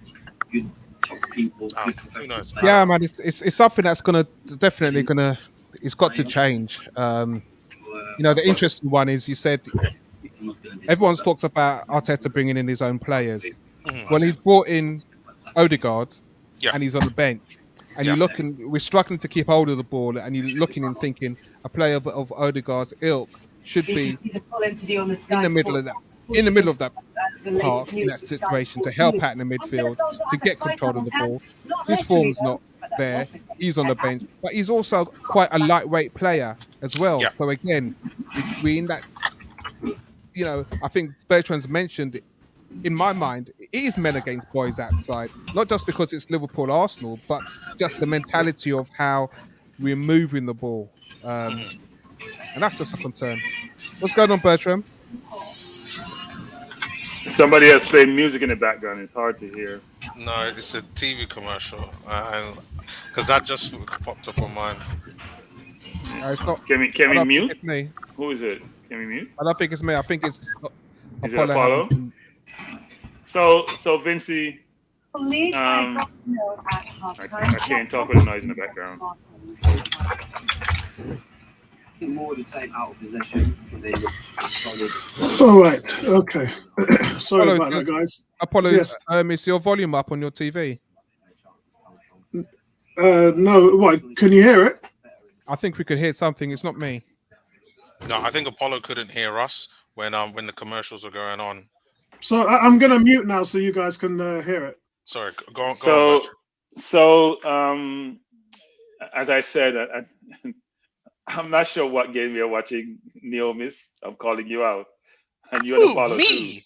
I know what games you guys are watching, What? but when you have 30% possession, so there's 100%, But and there's 30, 60, 90, and there's 10 more. That means the but person have 2.1 more than you do, right? 233% more than you do, basically. and it's only It's not, one nil. it's not a good look. And by the No, way, they're creating chances. Your keeper is making a lot of saves. That's not a good look. Now, no, Aubameyang cannot play football. How much am I going to say this? He cannot play football. He's awful on the football field. This is a great goal scorer. He can't pass the ball. He can't keep the ball. He doesn't run well. I get frustrated watching him play football. When you pass the ball, it goes in a hole and it doesn't come back out. So if you're under pressure as a team and you can't keep the ball and you have a liability you're passing the ball to, it exacerbates your problem. I'm not going to talk about Saka. He's on the field. He's doing what he does week in out, week out. So why even get frustrated about it anymore? Smith Rowe is not in the game because the ball is not going to him. Partey is not showing for the ball. You know, Lakonga is getting ball because he's showing. Partey is not showing for the ball, so the ball can't go to him. We have nobody in midfield when I pass the ball to you and get pressed. If you get pressed, there's three elements to it. There's a space behind the initial press, and there's a space behind the defenders. You need to figure out how you get the ball into those spaces to let the team then have to decide how they want to play you. If they keep on pressing, eventually get behind them. If they press half-hearted, you can get the ball in midfield to get you forward. It's not rocket science. And it's frustrating watching this nonsense. Frustrating. It's frustrating watching watching the youngest team going toe to toe with one of the top. Bro, I don't know where your head's at. It's fingernail to body. It's not toe to toe. Toe to toe means you're equal. In boxing, toe to toe means we are equal. We both have the same level of fighting. Oh, it's a great ball by Smith Rowe. Smith Rowe just tried to play. Smith Rowe just tried to play in the Bamian there. Oh, that was close. I hope we win, but I'm frustrated because I thought at this point, through defenders, and that's Van Dijk just being brilliant. That is. I thought after 9 years, Vincey, after 9 years, I'll get a chance to compete today, and hopefully we'll win the game. But I'm not impressed with the first half. I'm just not. That's offside. Yeah, that's offside. Bertram, I've always said, I said in midweek when I think Jay Lewis or somebody put a post up talking about, they actually said it was Kolasinac was coming back from injury. And I actually thought they were talking about Partey because I knew if Partey was starting, no disrespect to what's happened in the first half, but how he's played in the first half will be exactly what's happened because of history and how he's shown how he's recovered first game back after injury. And it's a tough place to go to Anfield, but we have to have some stability in midfield and we're just not there. You know, they've done great to keep it at 1-0 down, but we've got to get a foothold in that midfield because, as Bertrand says, there's nothing wrong. You have to, hold on, you have to show for yourself. And what's happening is you're seeing when Saka gets the ball, you're getting Lacazette come inside, and it's very telegraphed because Lacazette's the only one who's coming into that midfield to get the ball. But Vincey, there's nothing wrong with that. This is a team that this is the 9th game that this new youngest team in the league has played together. There's nothing wrong with that. Last week, Liverpool, or 2 weeks ago rather, Liverpool lost to West Ham. West Ham, who I told everybody about last year, nobody believed me, have been playing together for years, and they've had that manager building that system for years. This team that we're looking at now, full of young, amazing talent, has had 9 games. So it would be nice if they were doing what you guys are saying that they should be doing, but we're trying to pick it up. We're trying to develop ourselves. And not just that, but we're now measuring ourselves against one of the best. That's important. Yeah. But I think let's be real. When it comes to football, it's not about 9 games you've played together. It's not about you played for 5 years. It's football. Okay, you're going to put a team out that's going to be able to play the style of football you're playing. And yes, you're going to have pressure. You're taking so much damn risk in the middle of the park. But Vince, hold on, let me finish. Yeah. Hold on, let me finish. But what I'm talking about is football basics. It's not stuff that a 9 this Arsenal team aren't capable of doing. The fact is we are carrying a player in midfield at Anfield, irrespective of us being on a 9-game unbeaten run. We are carrying a senior player in midfield, shit. and that's a He concern. gave the ball away there. Oh God. We're giving the ball away too many times. Yeah. No, we've got to get it together right now. Like, Sorry, Vincey, go on. No. I finished. I was just saying, and you're seeing what's happening now because They gave we're the ball away inviting there. pressure because we have no control of the middle of the park. And yes, it's a young team, but we just don't have control at all when we're not making good decisions because we're outnumbered in midfield Liverpool are all over us at the moment. for the wrong reason. But I'm going to go back to what I said again. You said whether it's 9 games or whether it's 5 years is not important. It is the very fundamental thing that is important because Liverpool are playing on automatic. They're playing on auto. They have done this many, many times before. They've made the runs many times before. They've pressed in situations many times before. They've dealt with situations like this many times before. Arsenal have not. So what your expectations, and Bertram, mind you, I'll bring him into it as well. What your expectations are at this point in time, in my opinion, is unrealistic. I have to say, it's unrealistic. Because okay, but you can we say are still, when you're learning something, and especially in sports, it's about muscle memory.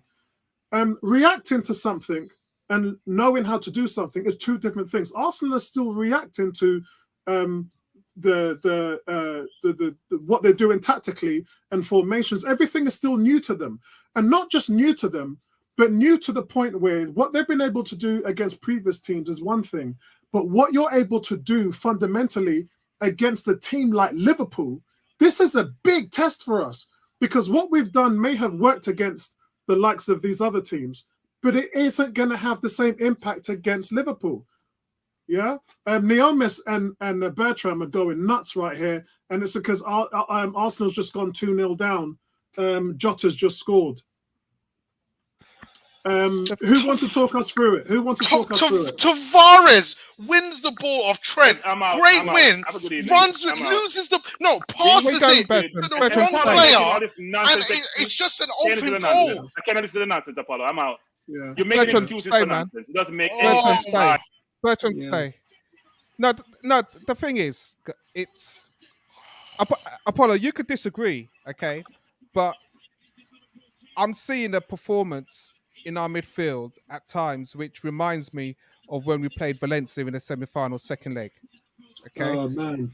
and it's when I'm talking football basics, we're talking football basics. We are not That's a at the horrible races mistake by Tavares. in midfield. It's just we're not even talking about. We've got to put away the Liverpool. Put those things away. Okay. You tell me what you've seen from Thomas Partey, and I'm not getting on the player because he has come back. Tell me what you've seen for Thomas Partey in the midfield today. I told you already, I've not seen anything. I told you he's got no range. I said he's not fit. And this is the problem I'm talking about. So it's not about the fact that, it's only 9 games we played. We just have no balance in the midfield. We're doing our best with that in mind, but we're inviting pressure right now.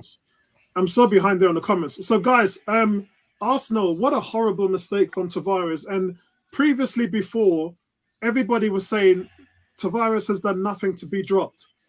And he's just made a horrible mistake. As Neomis just said, he gives the ball away just after winning it outside the box. He plays it right into the penalty area, into Jota, who shows great composure just to go past Gabriel and slide it past Ramsdale into an empty net. Liverpool extend the lead to 2-0. We're not going to win this game, guys. But, a lot of people have been saying that for a long time. But it's just not the type of mistake that you want to see on the young shoulders like Tavares. Such a horrible, horrible mistake.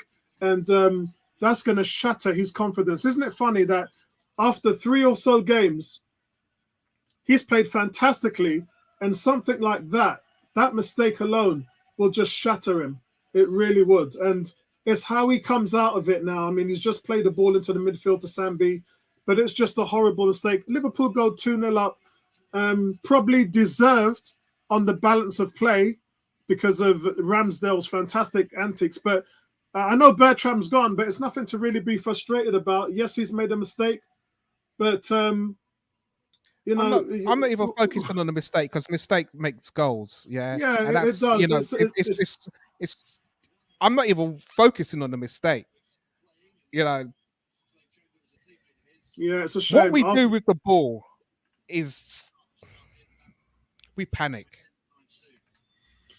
To talk to Miyasu right now, just foolishness with the ball and gets dispossessed by who's it? Trent? Yeah. No, Thiago. Yeah, it's those are the things I'm talking about. There's no reason to do that foolishness. You got the ball, cross. That's I just think you guys are being way overly harsh. We're not ready for this team. Today was all about the measuring stick. How far is this team ahead of us? How far are we? And the first half was outside of the goal. I thought it was a really good display. And now Liverpool are just pouring it on at the moment. We've made a mistake and things are just capitulating. However, I thought that we played really well in the first half. And look right now, there's just a cross that's come in. Aubameyang's not managed to get his head onto it. There is still a long way. There's still 35 minutes in this game to go. But it's just unfortunate. But you stop and look at that. You stop and you look at that chance that we had. Both our strikers went for the same ball. Yeah. So while you're saying we're being overcritical, this is what we're talking about. Simple basics. Two players going for the same ball. You can't say we've been overcritical. That's foolishness. Against a team like Liverpool, you ain't going to get away with stuff like that. We've got away with stuff with that before, and we ain't going to get away with that in a game like today. Yamis, breathe, man. Breathe. Yamis, breathe. Breathe. Ooh, Ramsdale again with another save. Ball comes in. I think Saka misses the header. Mane takes a shot. It parries. It gets in the way of Salah. But just stretching to get that save. What a brilliant! Save by Ramsdale. Brilliant. He gets up quick. He is offside, but just another good save there. So much going on in the chat. Let's have a listen to what the guys are saying. Frank is saying breaking news. Ole is just. Is that it? Is it official? I don't think Salah was offside. Do you know? I don't think Salah was offside. That's a great save. Is that official? Another great save. Another great save. Well, Ramsdale saving us again. I don't think it was offside, that Salah chance. I'm not seeing it. Yeah, I'm not seeing it at the moment. I'm glad to see Smith Road's more in the middle of the park. Oh, that's a great save. Right at Tony the feet. says... Right at the feet of Jota. Oh, this is just... Oh, what a save from Ramsdale. Tony says, pick up everyone. Sorry, late. Obviously, he's watching the Florida State University game. G says he's watching that too. D says Aubameyang has never fired properly up for some games. He looks half asleep here again today. I think Aubameyang's form has been... Ramsdale, yeah? I think Aubameyang's form has been decent this season. But again... Is he what we really need for this system? No, he isn't. Pepe's warming up, says D. Stylist says Sambi Lokonga has done that twice already in this half. I'm not sure what he means by that. Trying hard. Who is this? Somebody says G is trying harder than Uber. It's a tricky one because we've seen we've hardly attacked all game. And Tony is just letting everybody know his cousin is Joshua, the running back for Florida State University. Tony, is it on BT Sports? Is that game on BT Sports, Tony? Bobby Borman says, totally different team in the second half. How many mistakes have we made until the... Yeah, and that's Liverpool just pouring it on. It's just Liverpool pouring it on. Calvin says, Liverpool is the finished article. We are perhaps 2 years behind them. That's the reality. That is, thank you very much, my friend. That's what I'm trying to tell Vincey and Bertram, that it's frustrating, yes, looking at the result and how we're playing, but we've been playing like that for weeks and months.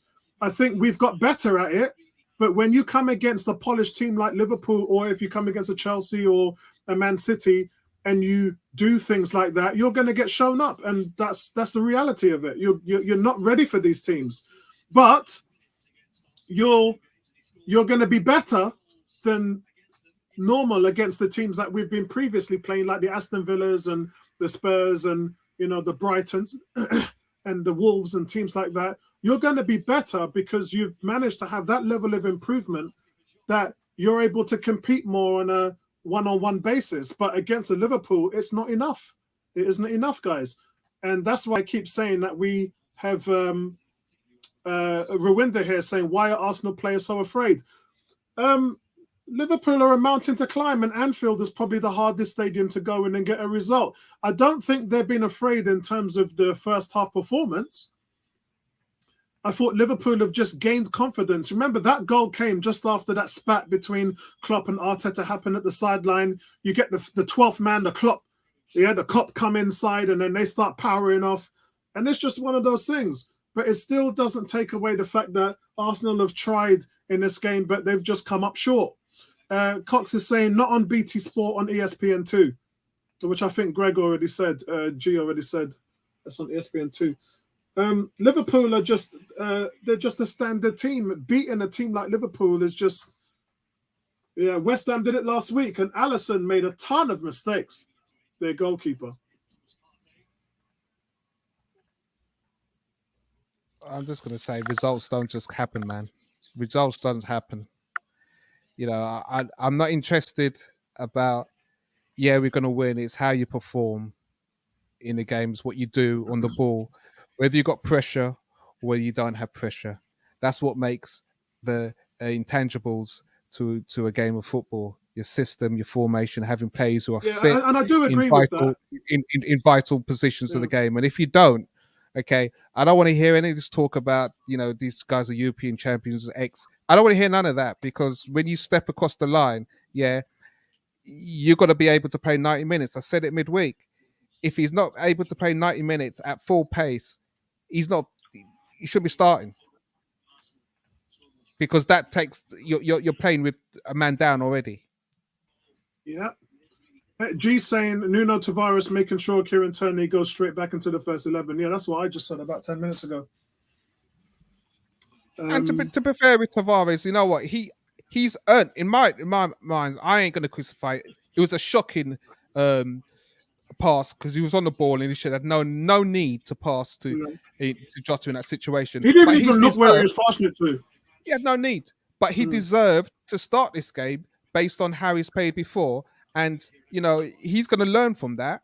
And Tierney, he's got a good rest. So he hopefully, when he comes back in, he'll be kicking off. Because the key thing is, what we do too often at Arsenal is we rely on the first 11 and we rush players back. Yeah. So in my eyes, Tavares, he's had a run in the game. He's had a bad mistake today.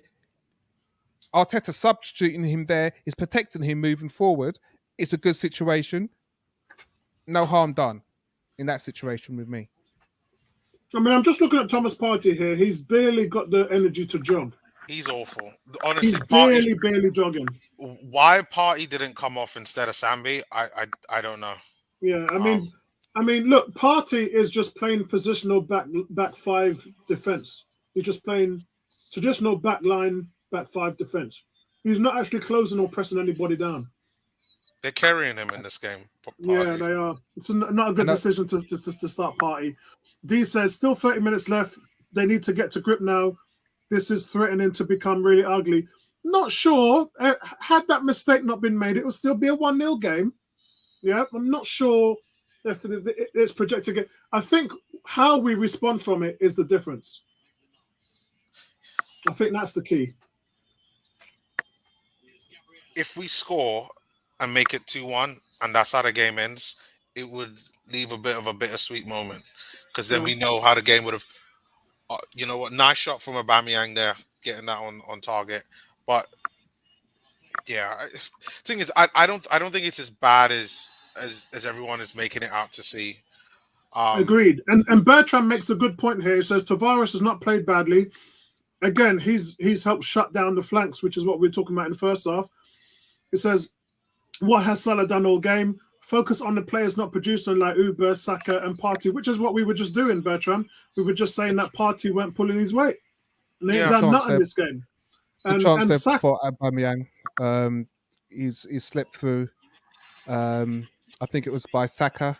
Yep. And Saka's continuously been wasteful with the ball. Just completely wasteful. Actually, it was shot by Aubameyang. Should have done better in that situation. Yeah. Well, the goalkeeper just made it was what a toe save. Yeah. But that's not the connection. That's not the connection you want from in that situation. Tavares puts a cross in, goes deep, goes out for a throw in.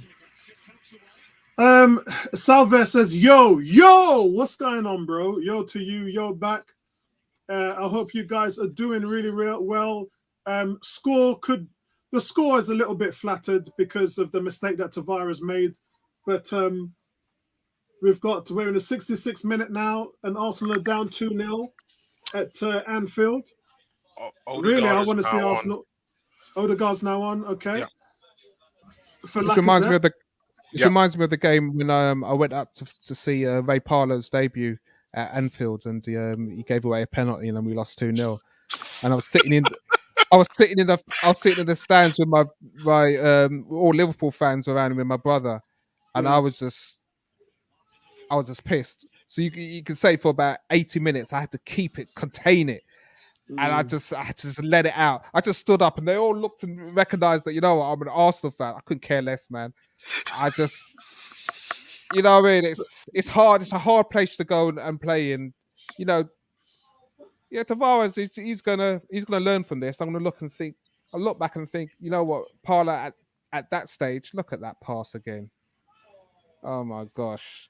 Silly passing into the middle of the pitch. And this is the things you just don't do at Anfield. Tavares, look at that. No support in the midfield. And this is what I'm saying. You just can't do that. Arteta's going to get a 1 from me. I'm letting you know from now he's going to get a 1 for that formation with Partey. Can't do that. Again, don't you think you're just being a little bit hard? Like, come on. I think I've never seen it's Liverpool. Like when I said 3-1, I was being actually quite generous. I thought it would be 4-1. Yeah. But Apollo, Naomi's, you guys are entitled to your opinion, but I'm telling you something now. You don't set your team up to give yourself a chance for 90 minutes. I ain't talking about 45 minutes. 90 minutes. I know. I have seen nothing from Partey. He's still on top of the pitch. Okay. And regardless of what the score will be at the end of the day, 1. Yeah. Salah's been released on the right. He comes into the box. Great save. It's a great save. It's another save from Ramsdale. Jesus Christ, and clearance to follow up on your point. I mean, I'll speak the save. Ramsdale has to get a 10, but overall, like, I didn't want to deviate from what worked. I do think that maybe Maitland-Niles should have started the game. Yeah, We've me obviously too. seen that, like, now that should have been the case. Yeah. However, like, that's one guy. I still think that I think the wider things that you're talking about are to do with the overall players, like, themselves. And, this team is still in progress. Like, I don't think that outside of maybe about 12, 13 players, I think that we need a lot more to have been able to come to this game and to be able to say that we were going to be impactful. And I think that the numbers show that. Like, was it Liverpool have got 70% possession or something like that? Like, we don't have a midfield to dominate most teams, to be really honest. So Arteta set this up in a way to kind of get us winning games. And for me, that's all I can ever ask for. Like what I think you guys are asking will just take time.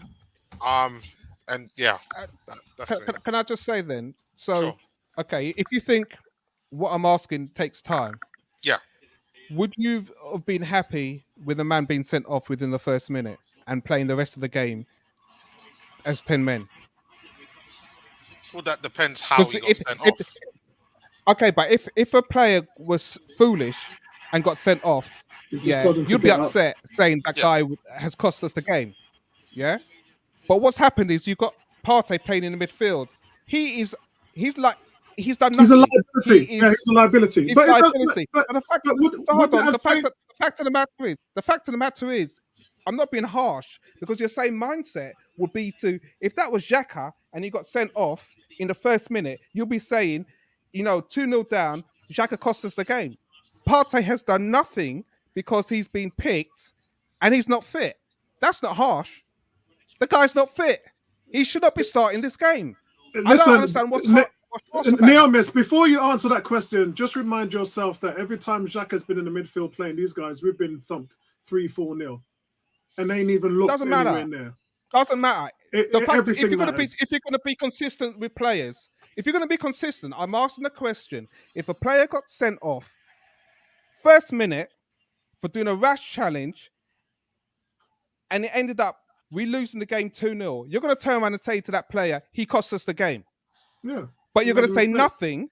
You're gonna say nothing because Partey's been selected. He's not fit, and he's done nothing in the game. And you're saying to me, I'm being harsh on No, Partey. we both said that. We both just said that Partey shouldn't. We would have started Niles. No, We agree with you. I agree with you. You know what it is. You know what it is, Vinci. It's to do that. If the game was to end right now, the result and the choice to put Partey in there, even though he probably only looks to be like he's like 60-70%, hasn't impacted the game to a point whereby it's been like a complete. If 100% Partey, I don't think changes this result. I would have so? started Pepe though. I would have started Pepe over Saka. That's just me. You don't think that 100% Partey would have given an option to both Saka and Emil Smith Rowe and Lakonga in the Salah is running midfield at to receive will. the ball? Look what is happening during the passage of this game, where our midfield Gabriel. it's just gaping. It's an onslaught. No, I love Gabriel. Do you see what I- Gabriel's doing to Salah? The thing is, I think we would have had more chances, but I don't think that we would have won the game. I think I don't. I think we would have looked better. Never in a million years did I think we were going to win this game. We're not talking about winning the game, guys. We're not talking. I'm being real. I don't. Yeah, but your point not against Partey, I agree with that. But Neomis agreed with it. We would have started Niles. How can you be man of the match in the last game against Watford and you don't even get on the team sheet? So that's why and Partey hasn't played for how long? That's why the manager gets a 1. Yeah. And you guys are saying that I'm being harsh. He gets a 1 for that. Okay, No, maybe a 5 then. Yeah, You don't get no 5. What's it changed? No, I was saying that you were being harsh because of the previous point before about the kids and they haven't played a lot of games together, and not about Partey. I think we all agree with Partey. G is saying Tony Cox, Ramsdale keeping the goal difference respectable here. What is that, Bertram? What is it that Bertram and Vince Lee actually want? Did they give their predictions before the game? Are you saying they thought we'd win? D is saying Ramsdale has proven. Oh, look! Oh shit! It's 3-0. Yeah, it's 3-0. Yeah. Ramsdale has proved it big time. They better get this team right to the right deal soon because he's good enough to play at the highest level. Yeah, I think so. Partey was a terrible decision. I agree. Saka or Smith Rowe. Both of them have been sort of nullified in this game, and that's credit to what Liverpool are doing. Style is saying 3-0 as well. D is saying give Pepe or Marti. Yeah, I would have started Pepe. As for Martinelli, what does it take to get this guy on the field? Bertrand says reality check. I don't think it was a reality check. Nobody gave this team a chance to win, to be honest. I would like to speak to the Arsenal fans that thought that Arsenal was going to win.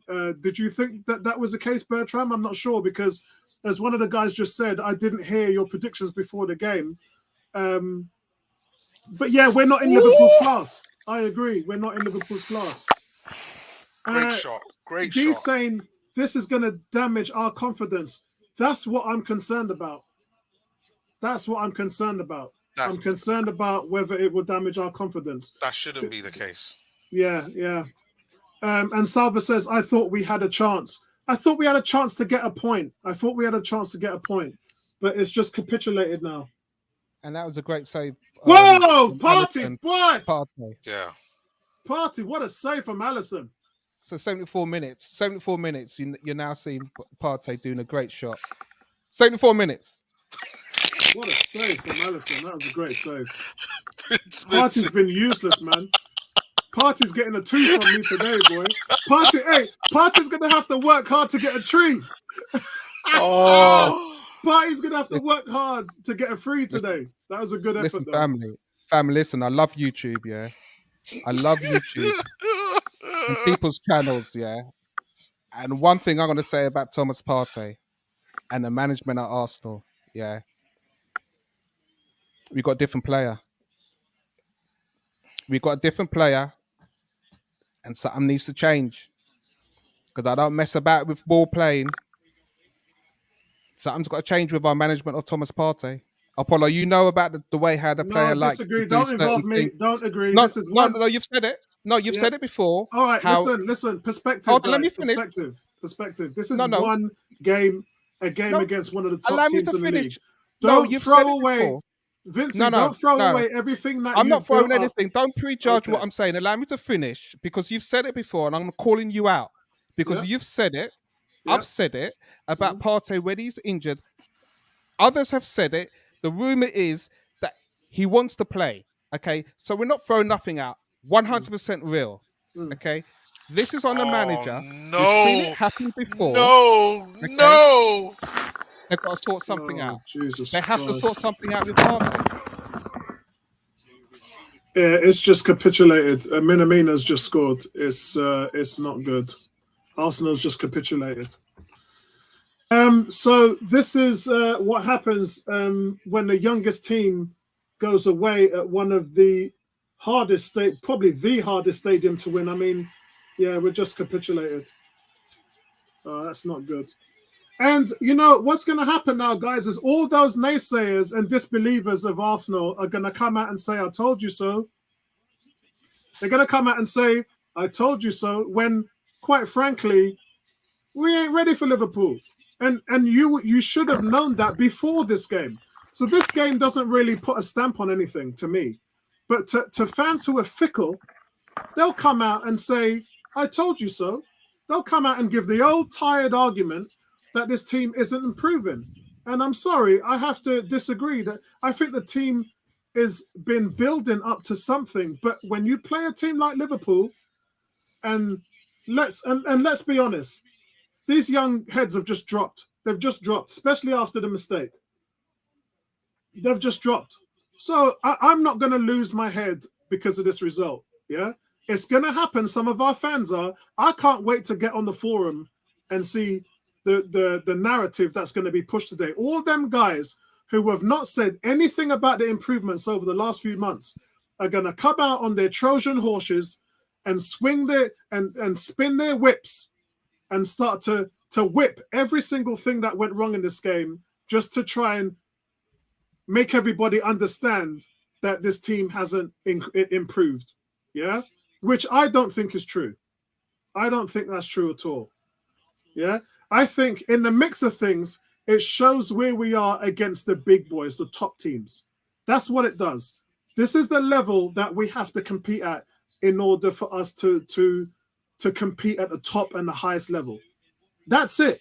That's all this game shows us. We're not ready yet. If anybody out there thinks that we are ready, show your face now.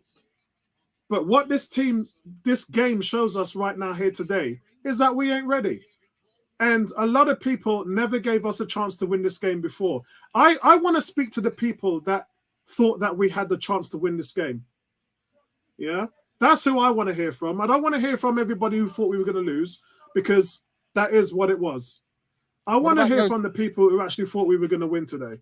What about those who thought we had a chance to get a draw out of this if we played a That was certain me. style of I thought we football? had a chance to get a draw. But this is the point I'm talking about. You know, I'm talking about having a chance to get a draw, and you're saying I'm being too harsh. You know, the point I'm trying to say is, guys, football is not hard, and sometimes you've got to clap and give it credit to skill. Yeah, errors lead to mistakes, lead to goals. It does happen, but sometimes there is foolishness that it's done that you have to call it out for what it is. Whether you start the player who's not fit and you under the cosh and you have Ramsdale who deserves a pay rise Yeah. after this game, he's been outstanding. Yeah, But the yeah. fact So of the matter, if it wasn't for Ramsdale, we would have got beaten 6 or 7. of course, but Yeah. those things hide the fact of the way how the team is set up, and it's sad to see the youngsters, based on how they played the previous few weeks, go to Anfield and get a trashing with a 4-0 scoreline. That's the hard thing, because it shouldn't be in that situation if we set the team up right. Yeah, I'm going to take the same stance that I took in the first 3 games of the season, where I just said this team ain't good enough to play against those type of teams. We're in a transition right now, and this team is in its infancy, and this is not a good result for them today. A lot of it was probably self-inflicted by the fact that we were starting with Thomas Partey. The mistake with Tavares, a lot of it has been self-inflicted, but that shouldn't throw you off the fact that this team is on a revival. Here's Smith Rowe into Odegaard here at the moment now. If this result is going to throw you off your mantle as a fan to get behind the revival of this team, then that says more about the fan than it does about what's going on in the Emirates and what's going on with this team. I still believe in this team. I still believe in the revival and the transition and the improvements we've made this season. So I'm going to have that stance, and that's me. Again, other fans are going to take a different approach to it and say, I told you so, I told you so, I told you so, when quite frankly, no one gave him a chance to win this game anyway. So what is really proven? All that is proven is that we're still not ready for the top boys, which we've always known. So you haven't really proved anything. The same tired mistakes again today that we're seeing. Partey should not have been playing. Saka has just been... What has Saka done since the start of the whistle? Nothing. Yeah, Aubameyang hasn't been a presence up front. Lacazette has tired himself out. The defense played really well in the first half, but overall, the team's inability to play possessional football in the midfield has cost them. Every time Liverpool play us, they press the living daylights out of us, which has caused mistakes, goals, and everything else. And that's been the same thing today. It's been the chariots of fire, the way Liverpool have run at them today in the midfield. So not much has changed, but this is, again, a top team. So I ain't seen anything that surprised me today. Yeah, the only thing that surprised me, to be honest, was Tavares' mistake. Outside of that, I haven't been shocked or surprised with anything that I've seen on the field today. Have you guys? That may actually be a bad... that may actually be quite bad to actually say that shocked. I'm actually shocked at some of the passing that's being done with no pressure at all, and those are the type of things that are inexcusable. It's not, but you can't fix those things in a... You can't fix those things in a handful. No, Apollo, this is football, man. Yeah, Apollo, I'm talking from playing the game of football. Yeah. Okay, you can fix those things. You can't. It takes time to fix those things. Apollo, look at how they played against Brighton and Crystal Palace. They played the same as today. The difference is they didn't get run over because Palace and Brighton don't have the attacking threat as Liverpool punished them every which way possible today. Can I ask you a question? Are you focused more on the result or the performance? Both. Okay, I'm not interested in the result. Yeah. Okay, I've always said that because your performance leads you to the result. I agree. Okay. Yeah. All right. So I'm not interested in the scoreline. I'm Yeah. interested in the performance, and that's all I'm going to talk about. So, right? and I agree with you that don't think I'm disagreeing with you, Vincey. Hmm. I'm agreeing you, and I'm saying that the performances, if you look back at what happened with Brighton, where we struggled, and everyone was thinking we were going in there and win. I didn't. That was on our predictions list, and very few of us said that we would turn Brighton up. Brighton's a quality team, and then Palace played us off the park. That was inside of our run. So a lot of people are like, who have you played? Who have you beat? Who have you this and that? We know where we've come from. In the mix of things, they've showed up our frailties, and we do have them. Let's not lie about it. We have a lot of frailties. The biggest, in my opinion, has been the lack of ability to play keep ball in the midfield.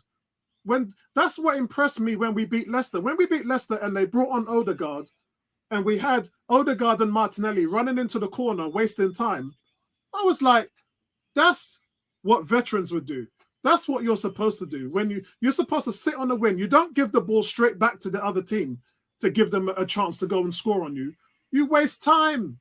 You waste time with the ball, and that's what they were doing. But this team are not ready. They haven't been ready for a long time. And at no point in this season have we said that they're ready. We've just been enjoying the incremental improvements that have popped up here and there. But they have shown these frailties previously before. This is nothing new. I Liverpool just exposed what frailties we've shown previously before. That's what they've done. Saka's been what has Saka done in the last 5-6 games? What has Saka done? Somebody tell me in the chat, what has Saka actually done in the last 5 or 6 games? I think D-Dubs is basically just said exactly what I'm talking about. And it's not harsh to call it out. His last comment where he says basic ball watching errors. Yeah. Oh, is he talking about this one? Arteta has too many favourites. Saka and Aubameyang have been piss poor the last month. No, D, you're not allowed to say that, D, because when I talk about these things, you guys blast me all the time. I've been calling this out forever, and you guys blast me. You're not allowed to say that. Don't say that. They're kids. Leave them alone. They'll get better. But I don't think Saka should have started today. I think... But you can't say that because your name's Stan Kroenke. That's the reason why we're at you.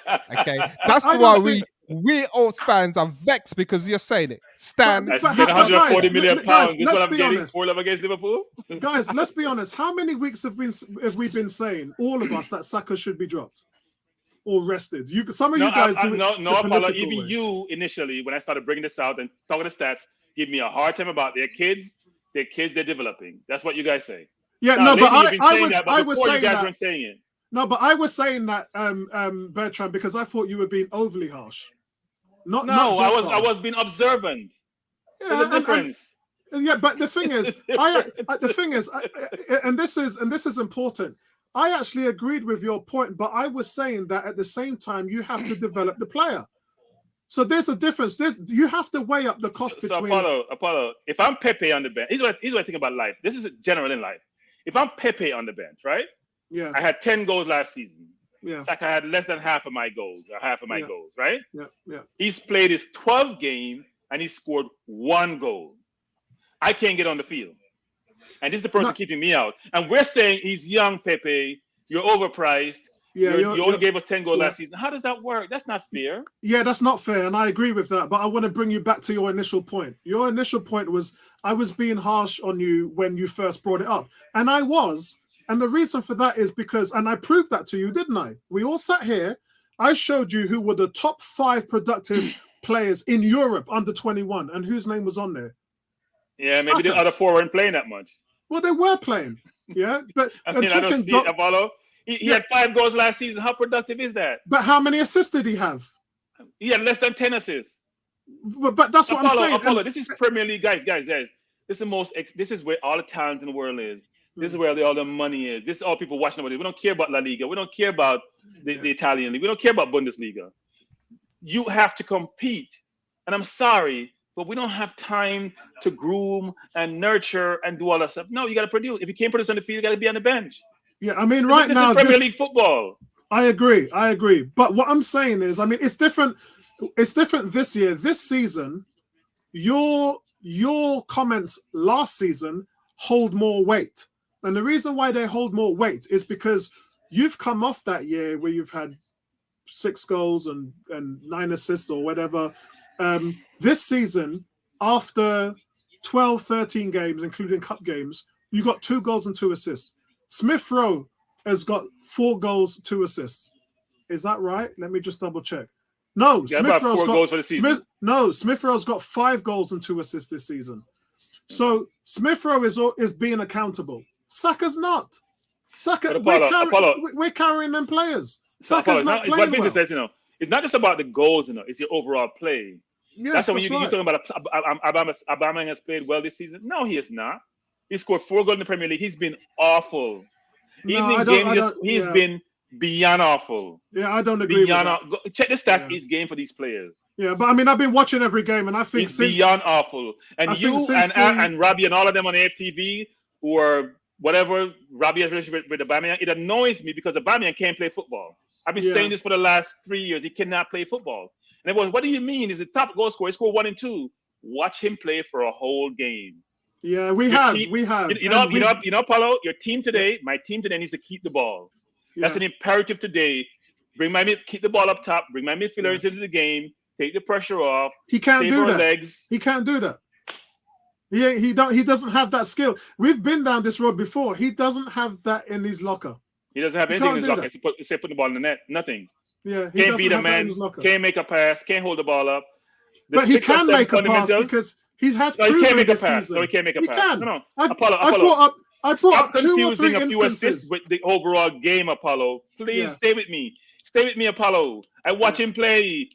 Today he had a ball. He gets about 3 balls. You know what? The pass he makes Smith Rowe, he over dribbled and to toe the ball off. That's the only good pass he's made all game because he over dribbled. The man can't hold the ball. Can't make a wall pass. We don't see passing. Watch Giroud play football with his back to goal. That's passing. I don't know where he learned to play football, but I'm very disappointed. And he's the highest paid player, by the way, by a good margin. At the end of the day, we're talking about the fact that we need to replace this player. The be all and end all is we need to get a striker who can do everything. And the frustration is we already have players like that in Pepe, in Martinelli. We already have that. And we're not using that option. And I think that's where the frustration is. Not seeing Martinelli in a game like this is frustrating. Yeah, well, no Martinelli, no Pepe. And let me just say this, Apollo, which is Vinci make this point all the time, which a lot of people seem to miss. It's about the performance because that is sustainable. Yeah. Your one-off wins when you play poorly and you feel good about yourself, that's not sustainable if you're not getting performance week in, week out. Even sometimes Liverpool lose bad games, you can still see a performance. So you know that's going to carry over to the next game. Brighton, Crystal Palace, Leicester second half, we have been under you guys called the coach. 24/7, not in the game. Even though we beat Leicester, everybody got happy. I walk away saying, wow, that's not a good look. We scored 2 goals early in the game, and we were in the game after that. Against a Leicester team that's been poor. Yeah. I don't know. Hopefully we don't take this game to heart and we'll do better going forward. Yeah, that's what I'm saying. And that's why I said to you guys, my head's not going to drop after this performance. I didn't think that we were going to beat them. I was hoping for a draw. I went for a 1-1 because leaving here at 1-1 would have made me walk over and click my heels. Yeah, Neomis, you've been quiet for way too long, bro. All right, I gotta go to work. I'm gonna say good evening. I gotta go do some work. All right, Bertram. It's been awesome. Bertram, it's been a long day. Bertram, if you can, just post up your player ratings. If you can't, don't worry about it, man. We got you. I'll do. You know me. You don't want me to post my ratings. Post them, bro. No one's getting the ball free. No, that's not true. That's when it, you guys. go The game's over. When you go against at 9, then no one should get above. You know what score that is. If your goalkeeper's getting a 9, you were in the game. You got 4, love. You got 4. Your keeper was by far your best player. Not a good look. Right, guys, that's it. Final whistle. Game's over. I'm gonna get the player rating sorted out so you guys can talk among yourselves, and then I'll get everything sorted. I wonder if Ramsdale is thinking, what did I get myself into? But anyway, have a good. Have a good one, Bertram. All right, see you, yeah, stay blessed. Yeah, man. Right, I'm just Vinci, let's go with you first. Overall, overall opinions on the game and the scoreline?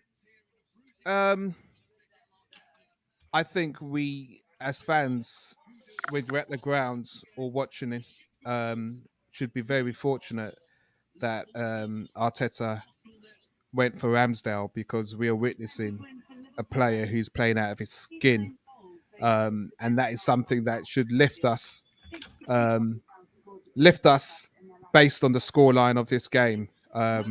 If it wasn't for him, easily could have been double figures, and that's something that as Arsenal fans we don't ever want to see. Um, so yeah, it's a learning curve for the guys today. I'm just very disappointed that, in my eyes, they weren't given a chance to compete with the starting lineup. But they did very well for 45 minutes, and it just showed afterwards that they couldn't sustain it. A really busy day in the Premier League today. Aston Villa Neomis? against Brighton. Both goals This is almost the result that I thought it was going to be. So for me, like in my preview, I talked about I'm already preparing for the worst but hoping for the best. So we got, I would say, a little bit more than the worst, because when you get beat by 4 goals, it says that you were pretty much dominated. But I mean, it just shows on where we are versus Liverpool. So I'm not. I'm disappointed because I don't think Arsenal should ever get beat by more than a difference of 3. And West Ham beat these lot last week. Well, for me, West Ham are a finished side. Yeah, of course. That's why I said they've been playing together for years and years. They know the deal. Yeah, very good team. And they. Like with them, I would say that every single position for them is sealed, even though I think their right back is a little on the young side. Like they've got good number of experience and good players. With us, we're still in the process of kind of building, but let's not. Like even though I'd like to say that let's just take the positive out of this. Like the first half, I thought was really good.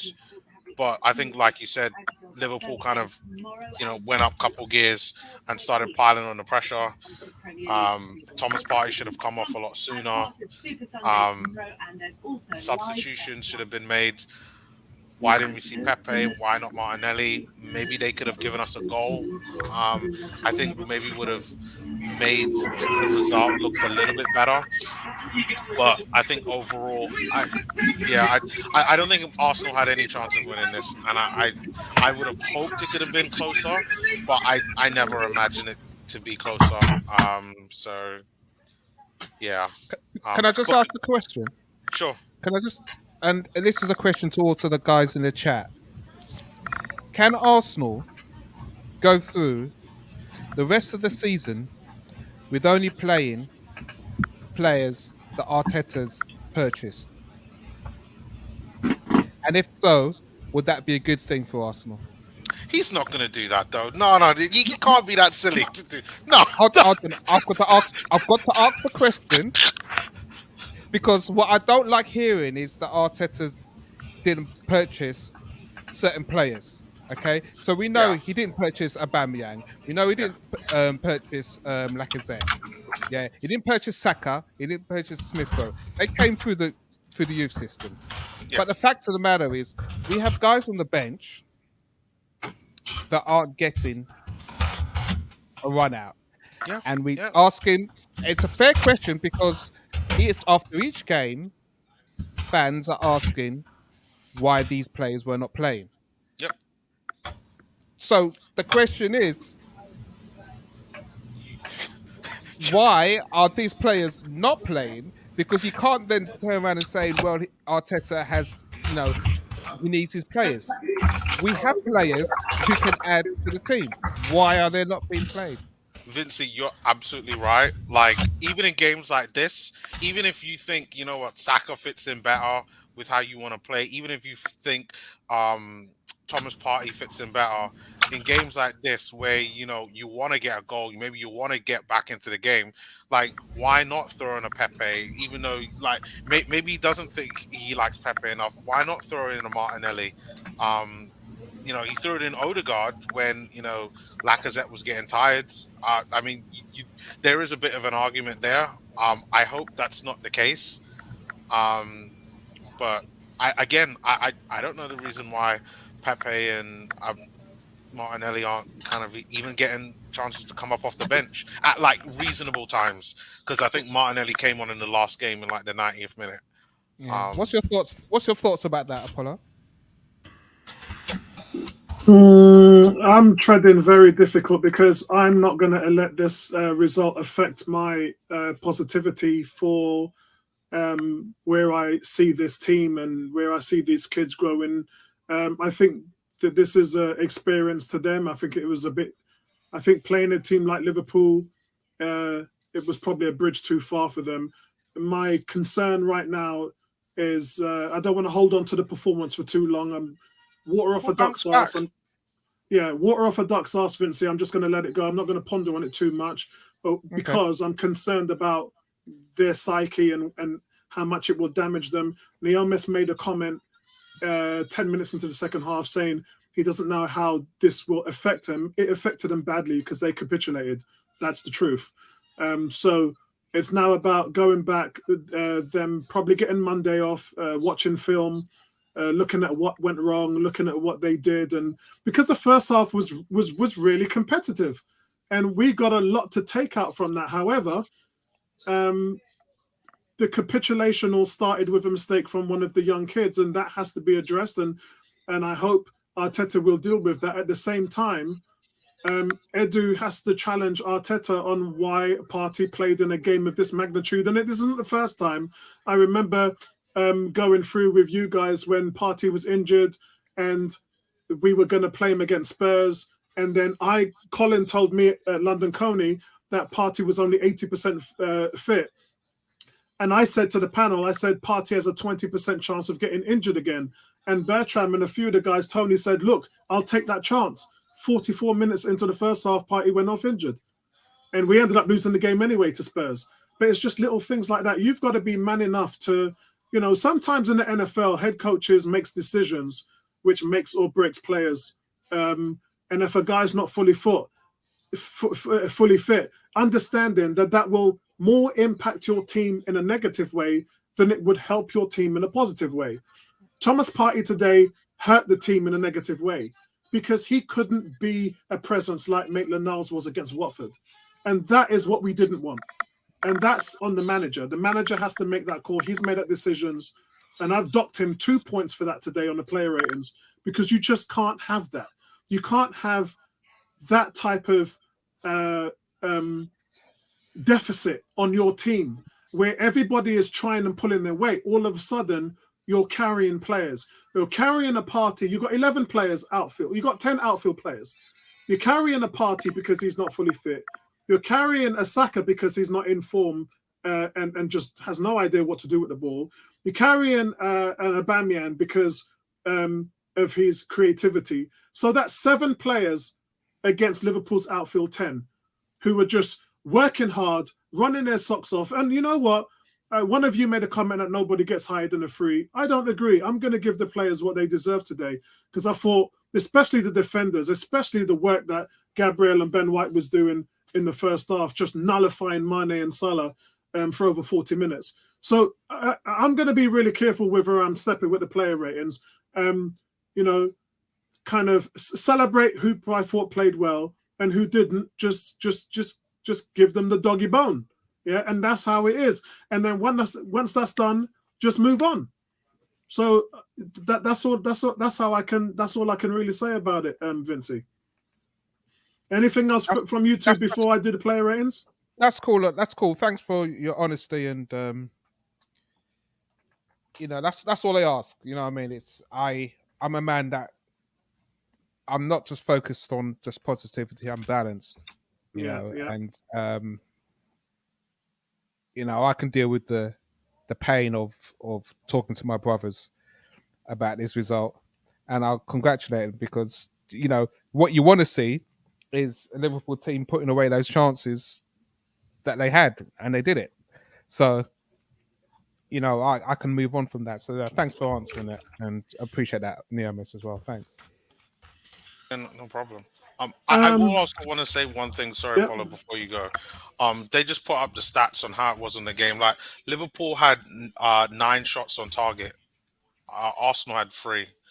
Like if you're getting 9 shots on target, you are expected to score somewhere between 4 to 5 goals.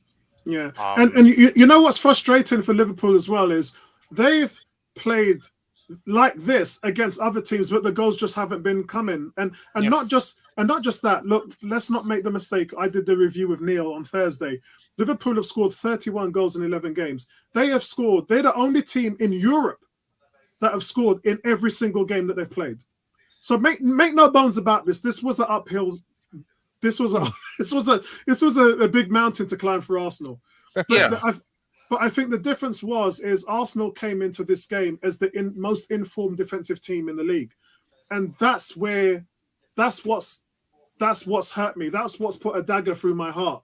That the concern for me is how this young team manages to bounce back, and I think that we will. I think that we will, especially if you get us back to the Emirates in front of the home fans, which have been fantastic this season, by the way, in that run. So I still would be shocked if this like put a real chink in their armor, because I'm just saying those stats. Like Arsenal had 3. I would have expected Arsenal to score one or 2 goals based on the numbers that what I've seen there. But like I'm sorry, but this is a side that won the Champions League. What 2 years ago, 3 years ago? Like we're carrying too many people, and you know the point that Bertrand makes, and as I said to you lot, Bertram's my brother. He's not wrong in his assessment, but I just think with Saka, I think with some of the young kids, you're expecting too much too soon.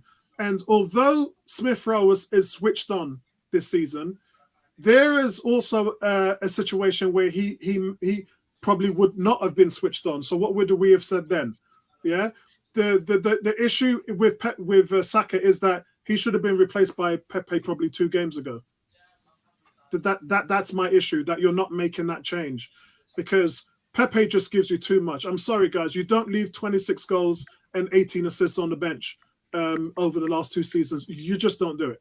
Saka is not going to score you 26 goals in 2 seasons. Whichever way you look at it, you can look at it whichever way you want. It ain't going to happen. Yeah, whether it's in the next year or 2 years or whatever, Saka ain't going to be that guy. Pepe gives you double-digit goals. I'm going to say that again. Pepe gives you double-digit goals. And if you leave him on the bench, just like what happened when Walcott was going through all this stuff, you're going to hurt the team.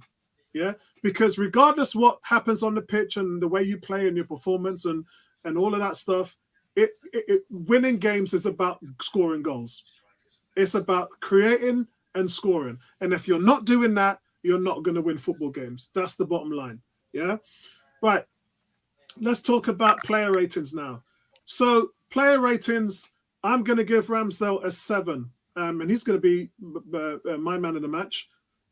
This is someone who just loves this team. He loves what he does. He absolutely revels in these occasions. He was having more fun out there today than anybody else. And the key saves that he meant, I don't even know the numbers. I think somebody had said it was 7 or something. Can you imagine 7 key saves?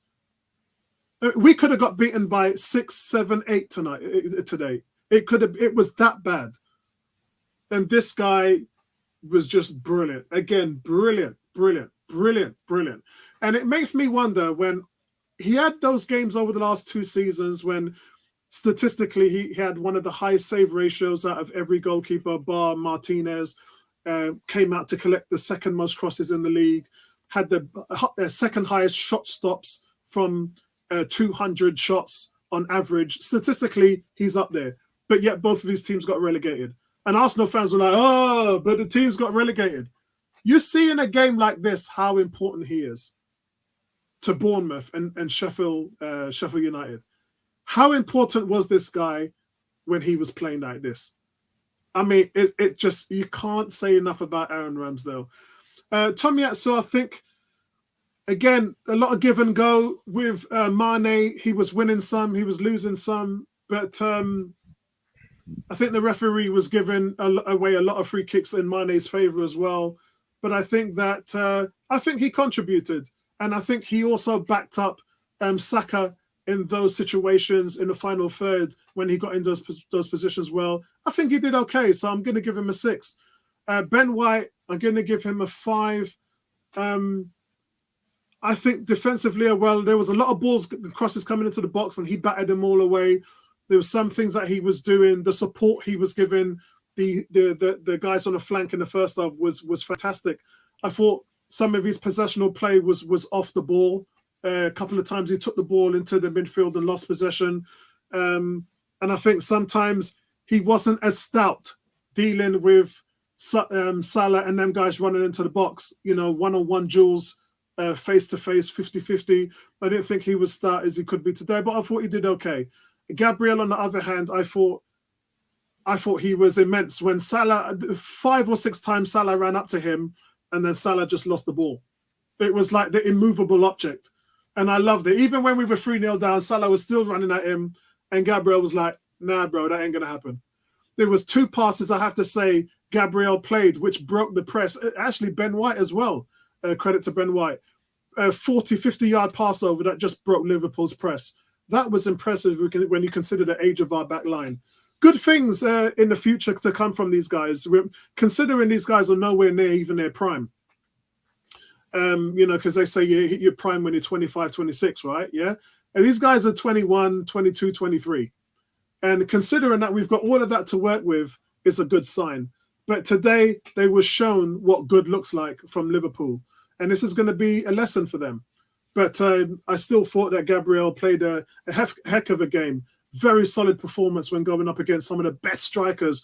And Salah, who is said to be the best player in the league, right? That might be arguable, but a lot of people are saying Salah right now is the best player in the league. And Gabriel just beat him up today. Yeah, he made himself accountable on that respect.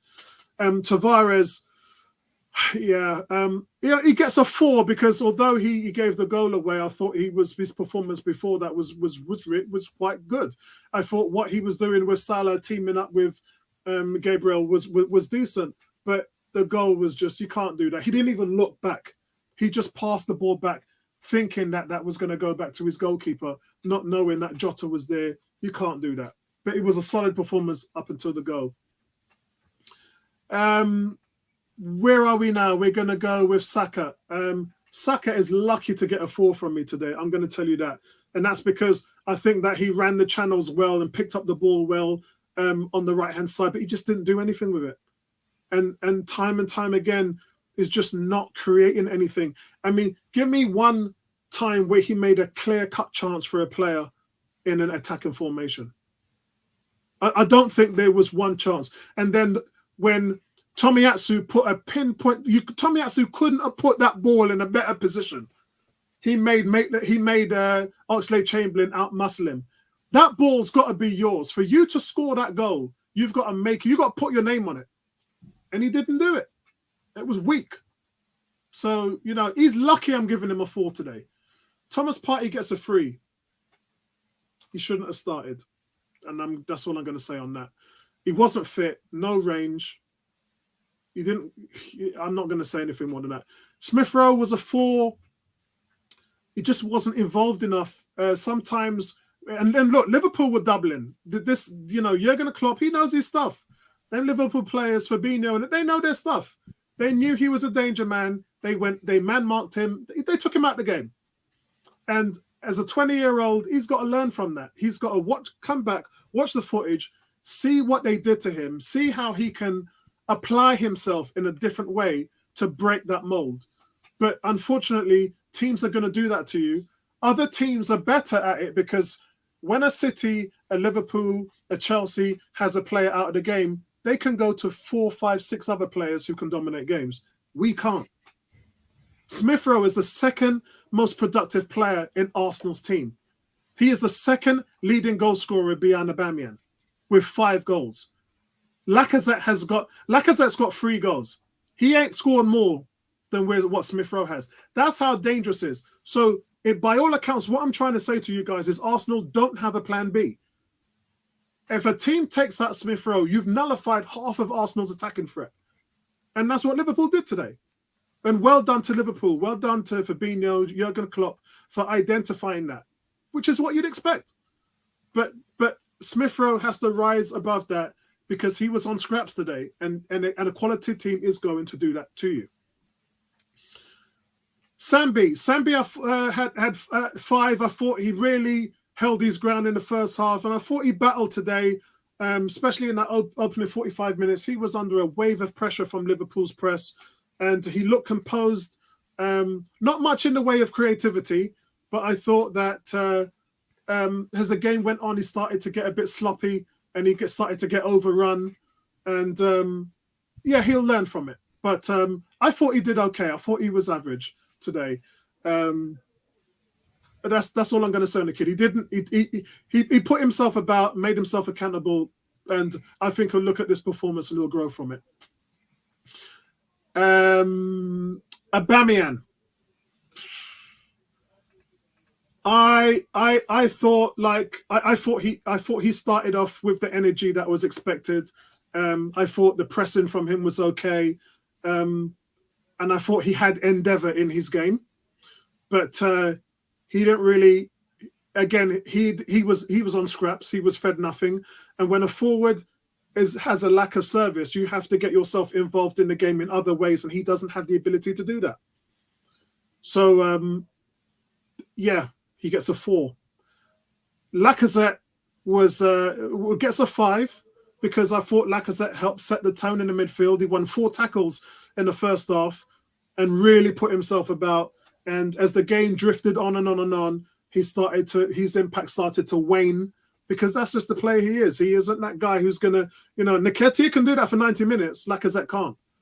And I keep wondering when I watch these games, why don't you sub Lacazette off for Nketiah to keep that impact, to maintain that level of tenacity in your defensive game? And that's not been happening for us. Arteta hasn't done that.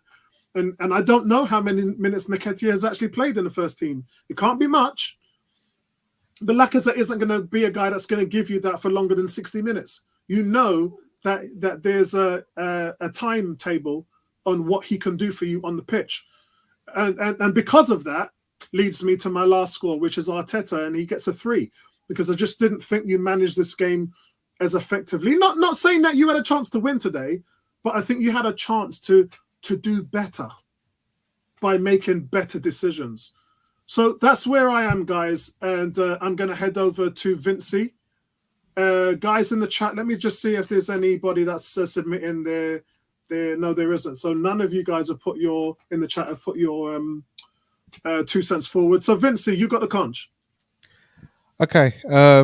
Well, I'm going to start off with my man of the match, and no surprise that he's going to be the first name on the score on the team sheet, and that's Aaron Ramsdale. I apologize giving him a 7. I'd actually give him a 9. And if you consider the scoreline and his performance, he was absolutely outstanding. To have a goalkeeper play that way in the first half, and we went in, what's the score, 1-0 at halftime? Yeah. 1-0, performing like that, Aaron Ramsdale, he gets a 9, irrespective of the final scoreline for me. Absolutely lights out. And if anything, for those Arsenal fans behind that goal to watch that performance from Ramsdale, I tip my hat to you guys. That's the credit I'll give you guys for turning up and going to an away game. Tomiyasu, I'll give him a 5. He had a tough game today. I think he did well in keeping Sané under control. I think he needed a little bit more help from the referee. And I think the altercation between Klopp and Arteta came as a result of a foul. And this is the nasty side of Mane that I don't like, that he doesn't get penalised more from referees. It's a clear foul, elbow, knee into his back, and that's what I rated Arteta so much. And I don't think the referee did anything in that situation. So I'll give him a 5. He had a tough outing against Sane, but he handled himself well. I think I give Ben White a 5 as well. He brought the ball out quite well, and his range of passing was good. But at times, I think he gets caught between wanting to be a ball playing centre back and actually, as you mentioned in your analysis of White, being aware positionally where he needs to be, and that will come. But today he gets a 5. The leading defender today was Gabriel. I thought he looked assured. He made, I think, 2 last-ditch challenges in the first half, which were immense. And if anything, he's the leader. He's the he's the safety net in defence, as Neomis refers to him as being a sentinel. He is a tower, and it's just we're lucky to have him. A player of that who wants to come to be at Arsenal, and he's just rewarding us with these performances. So I give him a 6. Tavares, yeah, I think he had a good game. Yes, he had a mistake to the goal, but outside of that, I thought he really had Salah in his pocket, and I would actually give him a 6 for that. You know, I'll say Gabriel was the outstanding defender, but Tavares, he had Salah in his pocket.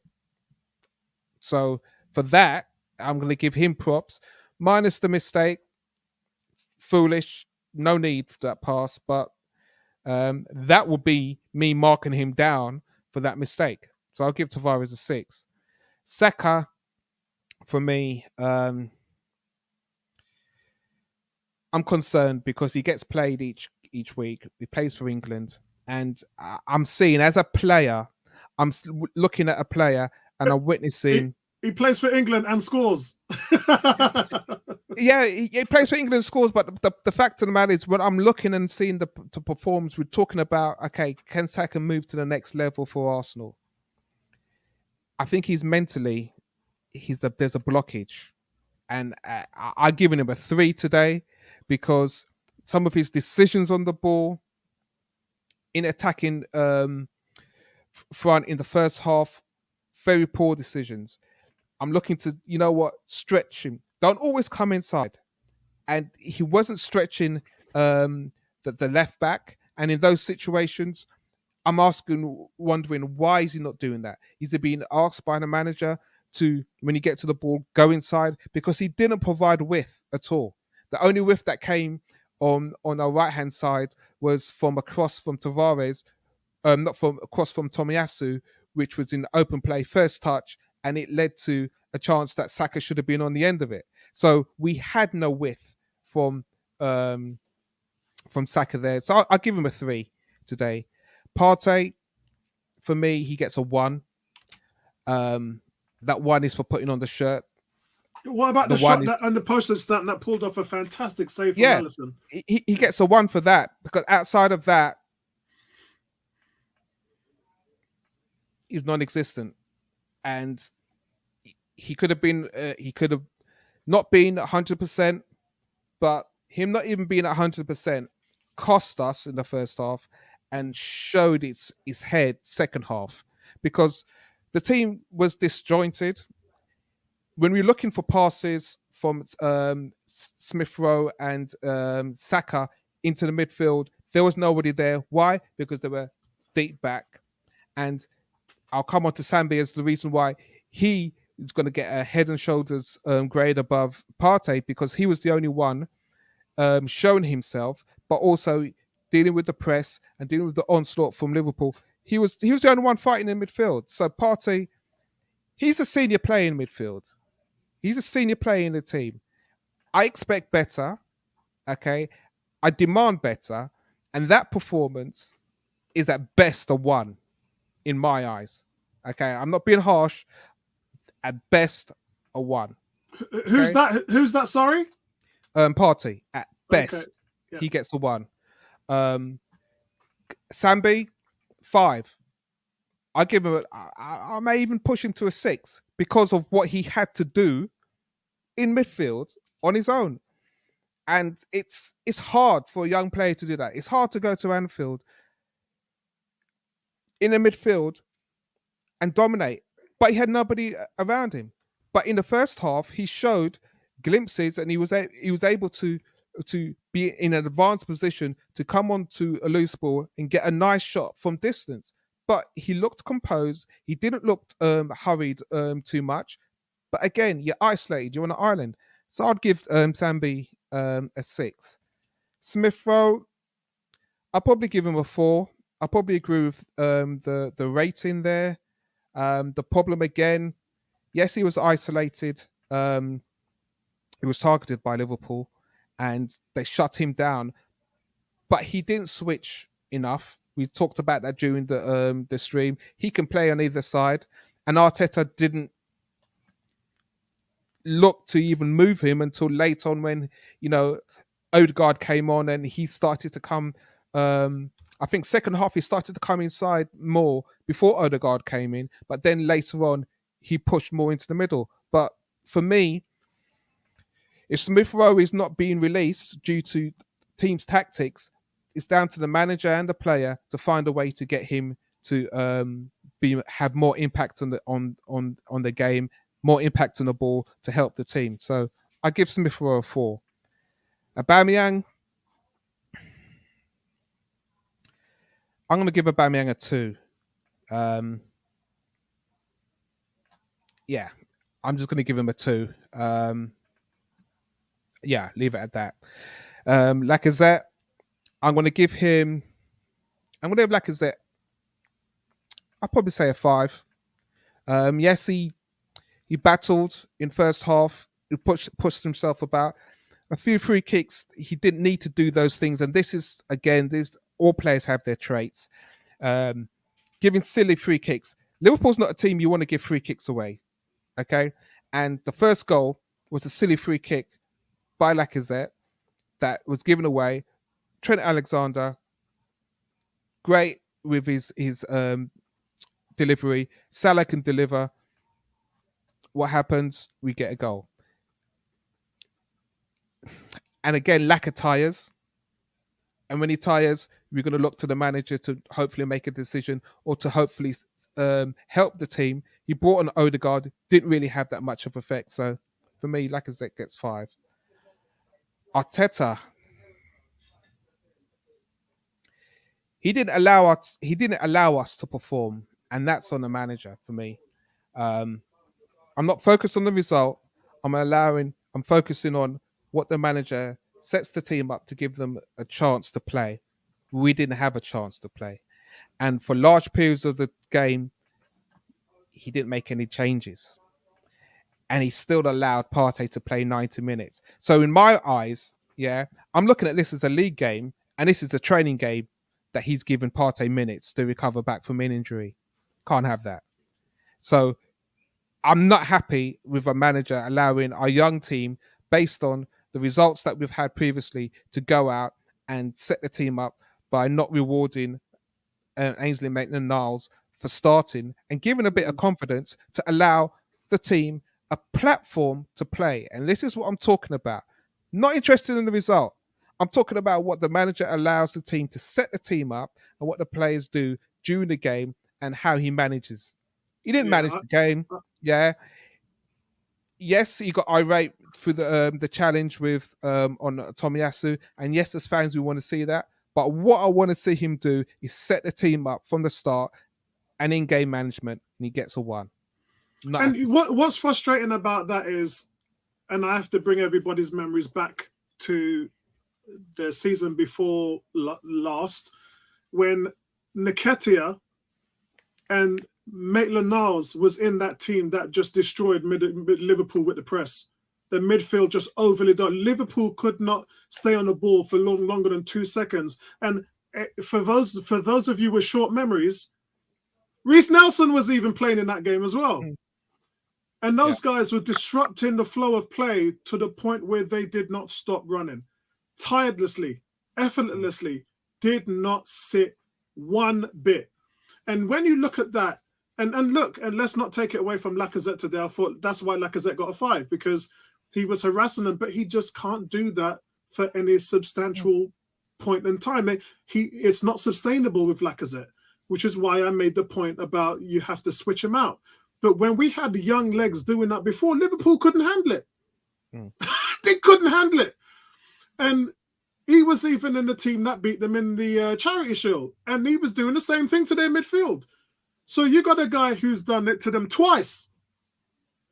And in a game that you needed to show your mettle, as Tony would say, you left him on the bench after he was man of the match against Watford. So let's see what the guys are saying in our panel. And remember, guys, donations to the channel, all welcome. I see your pockets are drying up right before my eyes. So, yeah, spread some love to 101 and help the channel move forward. 18 says, Apollo, your grades pretty much nails it for me.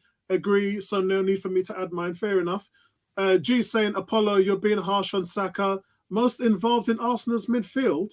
Saka saw a lot of possession in comparison to... I'm not talking about his possession. What is he doing with it? That's... All right, so there's variable different things that we're talking about here. Yes, and I did mention, if you listen to me, I said he picked up the ball on the right, running into attack quite a bit of times. So that's where I give him props for that. But my question to you is, G, what exactly did he do with the ball? And I think I mentioned to the guys on the panel before is, and I said this 10 minutes ago, name me one player that he put the ball, he laid the ball right in front of the guy to have a decent shot on target or a headed chance. Not once did I see that happen. So we're going back to the days of Oxlade-Chamberlain when they switched out Walcott, who had goals and assists, and they put this guy in who had all the flair and dribbling aspects you'd like in a player, but just didn't do anything with it. Saka's better than he is because Saka has proven to have 21 assists over the last 2 seasons. So we know Saka can do it. My point about Saka is he has shown some regression this year. And that's what I'm trying to open up the fan base of the eyes of the fans to. I'm trying to make you guys aware that we are not seeing the same Saka that we saw over the last 2 seasons. For some reason, something is happening with this player where he's overthinking what he's doing with the ball. He's not being as dynamic with the ball as he was before. I know Bertram talks about him scoring and all of that. That's a fair point. I'm talking about his ability to create, because that's where he made his name. He made his name as the guy who was just setting things up on the left. He was a left back at that time, by the way, so it allowed him to see the field a little bit more. But I just haven't seen that this season. And I'm going to keep on talking about it until we see either him stepping up and doing more creativity, or Pepe gets switched in. D saying, I can take a loss, but the performances under pressure and the lack of expressiveness under Arteta in big games is all too familiar sight for us. Not good enough. Agreed. But I think that expecting that too soon is something which probably you've put on yourself. Stepping stones, my friend, incremental improvements. That's what this team needs right now. And I think over the 10-game streak, we saw that. We saw teams that games that this team were supposed to lose. We should have lost against Palace, and we didn't. Resilience, the strong defensive performances, clean sheets, resilience. So don't let one game define your purpose and your support of the team is the message that I'm coming out for our fan base with. And that's what I'll be doing this week. I'll be doing a couple of videos again, and I'll be reiterating the point that don't let your heads drop. Don't let this performance affect you in that way, because the team has made huge improvements over the last 10 games. Is it enough to get us to the top 4? I don't think it is, but only time will tell. Cool K says 17 goals conceded this season, 9 of them against Man City and Liverpool. I just hate that we can't stop. Yeah, it is what it is. But, again, like I said to D, one step at a time, guys. I think this is Randolph on the Facebook page says, we need to bench Uber and start the youngsters. Remember, we are work in progress. I think that the thing about that with me is that Aubameyang was playing really well. He was making himself busy. The endeavour in his play which has been missing from last season, is back this season. So that's the reason why I don't have an issue with Aubameyang. But in games like this where you need him to do more, I think Vincey and Bertram's point pretty much holds a lot of water. If you're nullifying different areas of the team, like the ability to do something in the box or taking Smith out of the game, then you're going to need your striker to do more, and he hasn't got that. Victor says, I don't know why Arteta likes to play Uber as part of the middle fields. Uber should we just be standing toe-to-toe with the opponent? Yeah, I know. But as I said, they took that out of the game today, so it needed him to do what Lacazette did, drop back into the midfield, trying to be an extra man, winning the ball and things like that. And he doesn't have that. He doesn't have that. D says, Apollo, your ratings are pretty much the same as mine. Only thing I'd change is Arteta's rating. I'd give him a 1 for arguing with Klopp. Yeah, I think that went against us, didn't it? Remember when I said to you that enraged the cop and gave them an extra step, and then they scored after that. So yeah, you're right. I agree with you there. G says, I actually agree on Apollo's points about the team is young and will grow from this. But you disagreed with me about Saka, and that's why I decided to back Arteta. We've now played the top 3 teams and conceded 11 goals to them. Yeah, and that is, guys, it's difficult. We should be judging ourselves on our competition.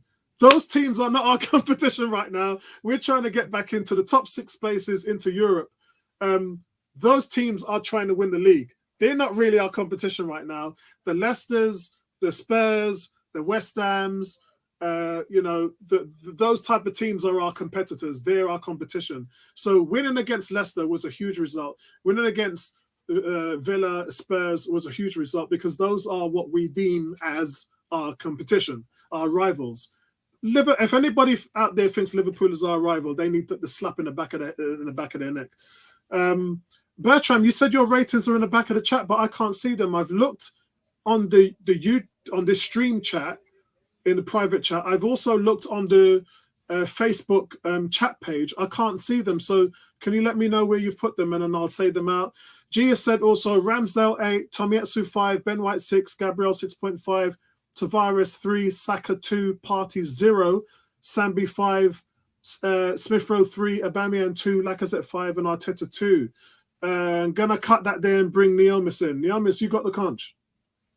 Okay, so I first of all just like to say that I don't think anybody should take this game too seriously.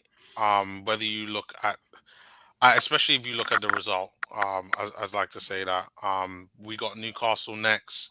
They are one of the whipping boys of the Premier League, so we can bounce back from this.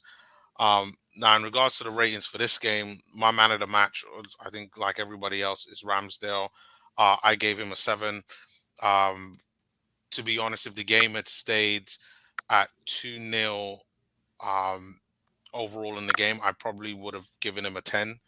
And I think that my ratings for everybody else, including him, kind of really reflects that. So for me, I'm going to give him an 8 for this game. Now, the rest of the back line, I gave everybody, I give Tomiyasu a 6. Ben White and Ben White got for me a 5, like you, and Gabriel I also gave a 6 to. Tavares, I gave a 5. I thought the defense in the first half was very good. Yeah, they only conceded a goal. So you want to say something? No, this is the I can't see Bertram scores. Bertram, can you put them in the private chat so that I can take them from there, please? And then I'll be able to do the player ratings because for some reason they're not coming up. It's not the first time I've heard it happen, and it happens to quite a few of the guys, which is why they haven't been. Some of the guys in the chat haven't been putting their scores up because sometimes the format looks at it as how shall I say? It blacklists it. It thinks that it's something else. So it protects it by not putting it on there. But yeah, go on, Neomis. Yeah. So me, I thought in the first half, I thought the defense did really well. I was super impressed by them, and to be honest, I would have probably give all of the defense except for Tavares 8s and 8.5s in the first half. But in the second half, conceding 3 goals shows that there has to be some type of capitulation, which is a bit of a shame because I think if things had stayed steady on, as it was in the first half, you would have said that the game would have either ended 2-0 or at best 2-1 to Liverpool. Yeah, So for and me, there's no shame in that. There's no yeah, shame in that. no, no, no, Yeah. no, no, no, no shame whatsoever. Which is why I'm not like as upset as I think a lot of fans are because I don't expect to beat Liverpool, and I've seen the numbers after the game, and like Liverpool showed they were the better side. I would have liked to see Arsenal scored. I think that they did enough to score a goal, but not enough to beat them. But I think overall, for me, I would have given. I I would have given Tomiyasu, Benoit, and Gabriel all sixes, and for me, Tavares would have got a four. Mainly just because he made the mistake of giving the ball away that cost the goal. But apart from that, he tried to make amends. I can't fault him for his effort. Um, I know people are saying that Taney should come back in, and I think that this is the next game is probably this kind of gives you an excuse to bring him in, but I think maybe we should kind of temper it a bit and see how things go from there. Maybe use the Newcastle game as a game to gauge because I think that next game against Newcastle for me is one, even with them new manager and even though Joe Willock is there, that we should be winning. So that's where probably the substitutes will be a real big effect in that game. Saka for me, I'm gonna give him a 3. Uh, I thought he was pretty disappointing.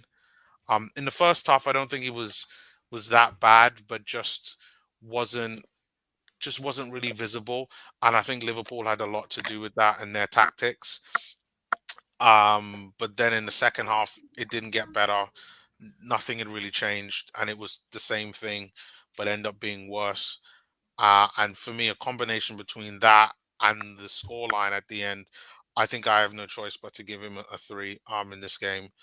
And yeah, I think this might be the game where it's like, all right, now it's time to kind of try something different. Maybe give Saka a rest for either a game, 60 minutes in the next game, and allow maybe Pepe to start and bring him on in the last half an hour in the game. Thomas Partey, I'm actually going to give a 1. Like Vinci, I thought he was poor. In the first half, in the first half I thought he was poor, but I didn't think that he was damaging to the point whereby it would have been completely catastrophic. But in the second half, that's what it ended up being. And when Liverpool went up those next couple gears, you could really see that he became a handicap and just wasn't ready. And you can make the argument that he was injured and he doesn't choose himself. But still, if you're starting, you've got to do what you need to do. So for me, unfortunately, I had to give him a 1. Sambi, I also gave him a 5 as well. I know he didn't play the full 90 minutes, but I thought he he put himself out there a lot. Yes, he lost the ball a few times, but just really just showed gave a lot of effort in the game. Yeah, I agree. But maybe if he had started the game, finished the game, I might have given him a lower one. If the result had been the same as well, but yeah, I think for what Sambi did on the pitch while he was on there, I think you gotta give him credit for what he did. So for me, I also would have given him a 5. Um, I'll come back to Sambi after we finish. Yeah, I'll come back to him because we need to yeah, talk about him. yeah. Smith Rowe in a similar position to Saka. I thought in the first half there was lots of effort there. Same thing with Saka. I mean, like both of them give effort. But in the first half, like everything that they tried to do didn't happen. And again, I think that Liverpool were the biggest cause for that. So for me, I also gave him a 3. Um, that doesn't really change what I feel about them as players, but just for the overall game, I think a 3 is a fair amount for them. Aubameyang, I also gave a 3 as well. Um, Tried a lot, pressed where needed. Would have liked to see a little bit more pressing from everybody at once. I think that's kind of gone a bit, but he tried, and I think he had one chance that I felt that he should have gotten a little bit of a better power on that and worked the goalkeeper a bit more. But again, second half, just like nothing there. Um, again, it's a bit of a tough one for him. And then Lacazette, I gave a 4. Um, Again, in the first half, I thought a lot of effort, tried, put himself around. Like you said, was a bit of a nuisance towards Liverpool. Um, but then in the second half, that kind of dipped along with his form. And then, I mean, Odegaard didn't really do much, to be really honest. I would probably give him either a 4 or a 5 overall. But just a bit of an unlucky game for both Lacazette and Aubameyang, just because I think Liverpool were just so good. They didn't really have much chance to shine, and the result just means that I can't give them like 5s and 6s. So for me, 4 it is. And then Arteta, I also gave a 3 as well for a lot of the points that you guys have talked about. Um, the lack of substitutes a lot earlier on. I would have loved to seen him kind of throw the kitchen sink, try to get a goal, because I think that Arsenal deserved a goal. It's another game where we're still not seeing Martinelli and Pepe on the pitch. And in the first half, I would have, and Thomas Partey as well. In the first half, I think that what he did was well, but I would have loved to seen him bring on Maitland-Niles at halftime to replace Thomas Partey. And I think that maybe we would have seen a little bit of a different game. Maybe we would have gotten a goal. Maybe the midfield would have been a little bit more solid. But yeah, but the next game, I think he has a perfect opportunity to bounce back from it.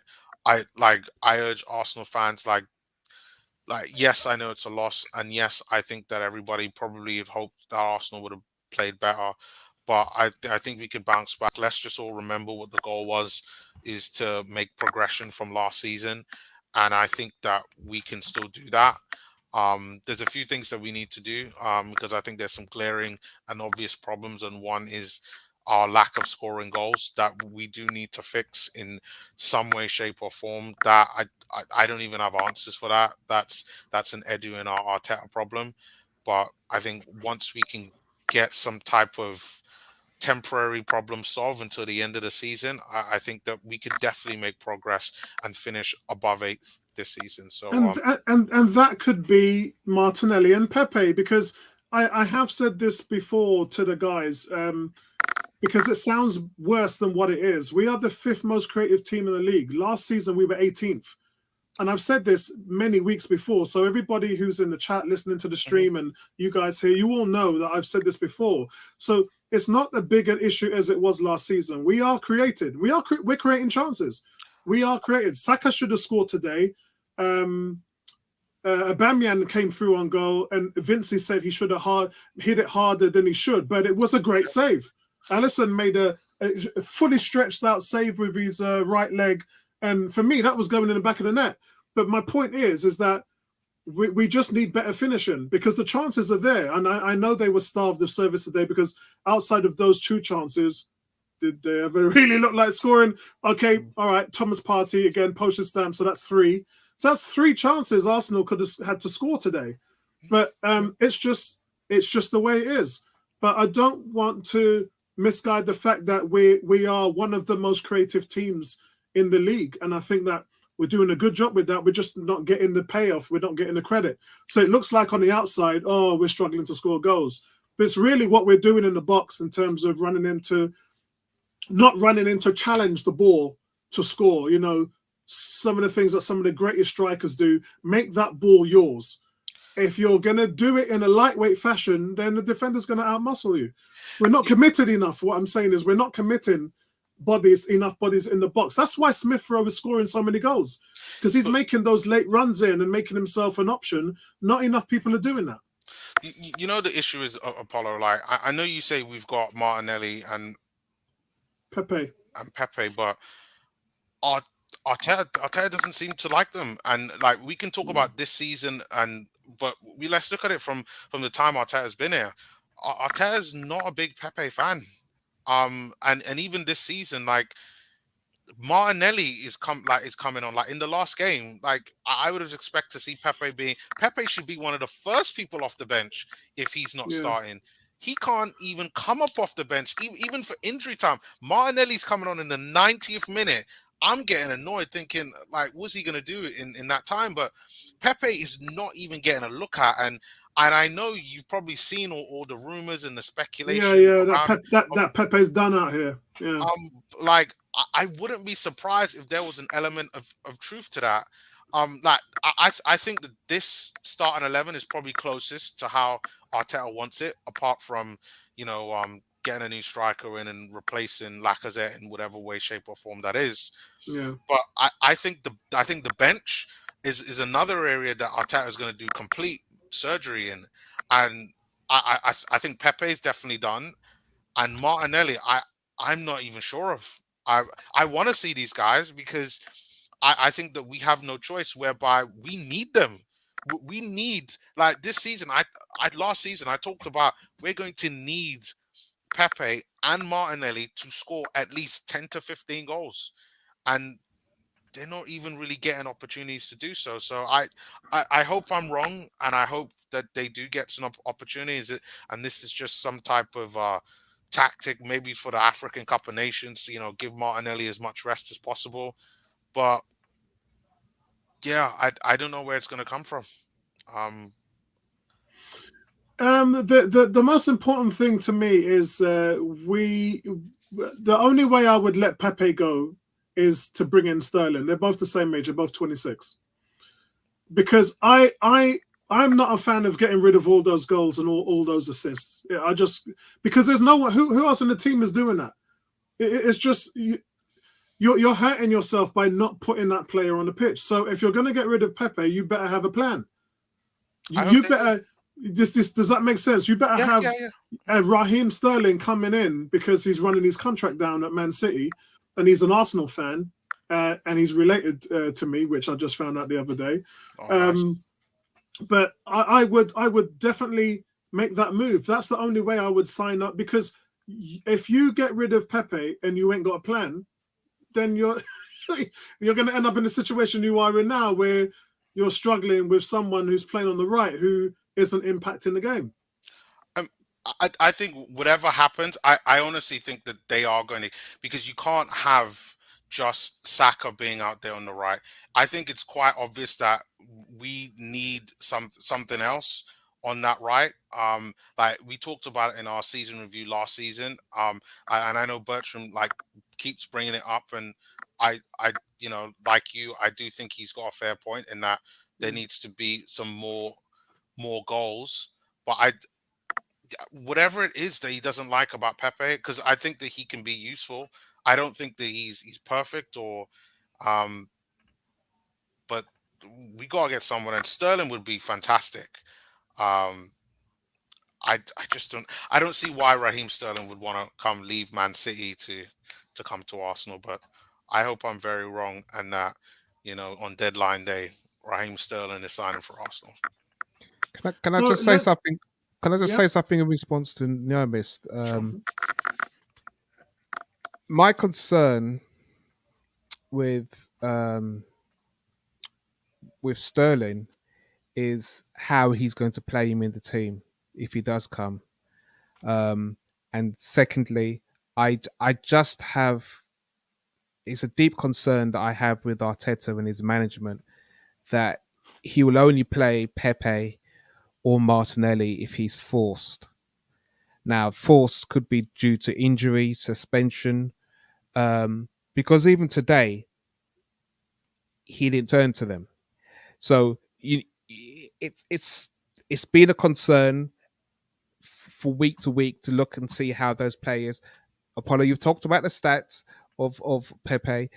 Fans, we will know what Martinelli did under Emery, and since then he hasn't hit those heights. And we're looking and saying, okay, if you're looking for change coming off the bench, he's not turning to those guys to allow them adequate time, as Naomi said. So that's just my concern with Arteta, and how he will integrate a Sterling into the team to give the team balance if Pepe's not here. So, guys, the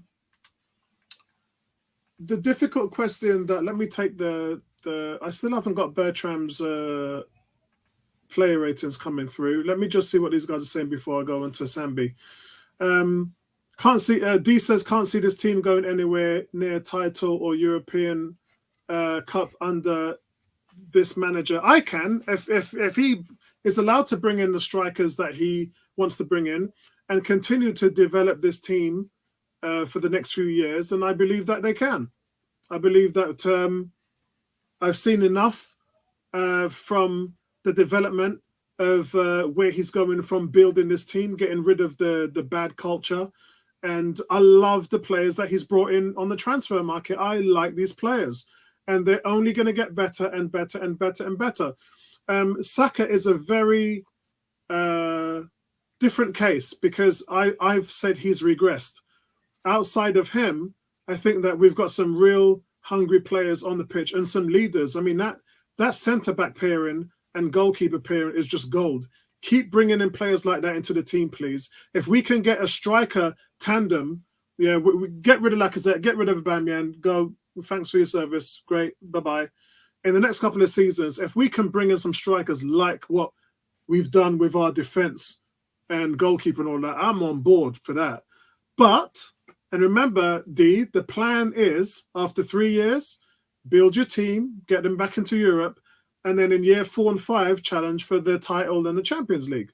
So we're still in our infancy. We've still got a ways to go in terms of development, but I guess we're just going to have to see how that works out, yeah? But I respect that. You can't see that would build onto anything like that. I can. I really can. Oh, right. Bertrand's just telling me where they are. Got lots of comments here, man. I'm just going to try and flick through them as fast as I can. D says 7 goals from open play all season. Stats can be misleading and is still ain't a real threat. I think that they are, but as I said, Liverpool was just a bridge too far for them today, and they should have lost against Palace. And I think we shouldn't really hold too much on to those results.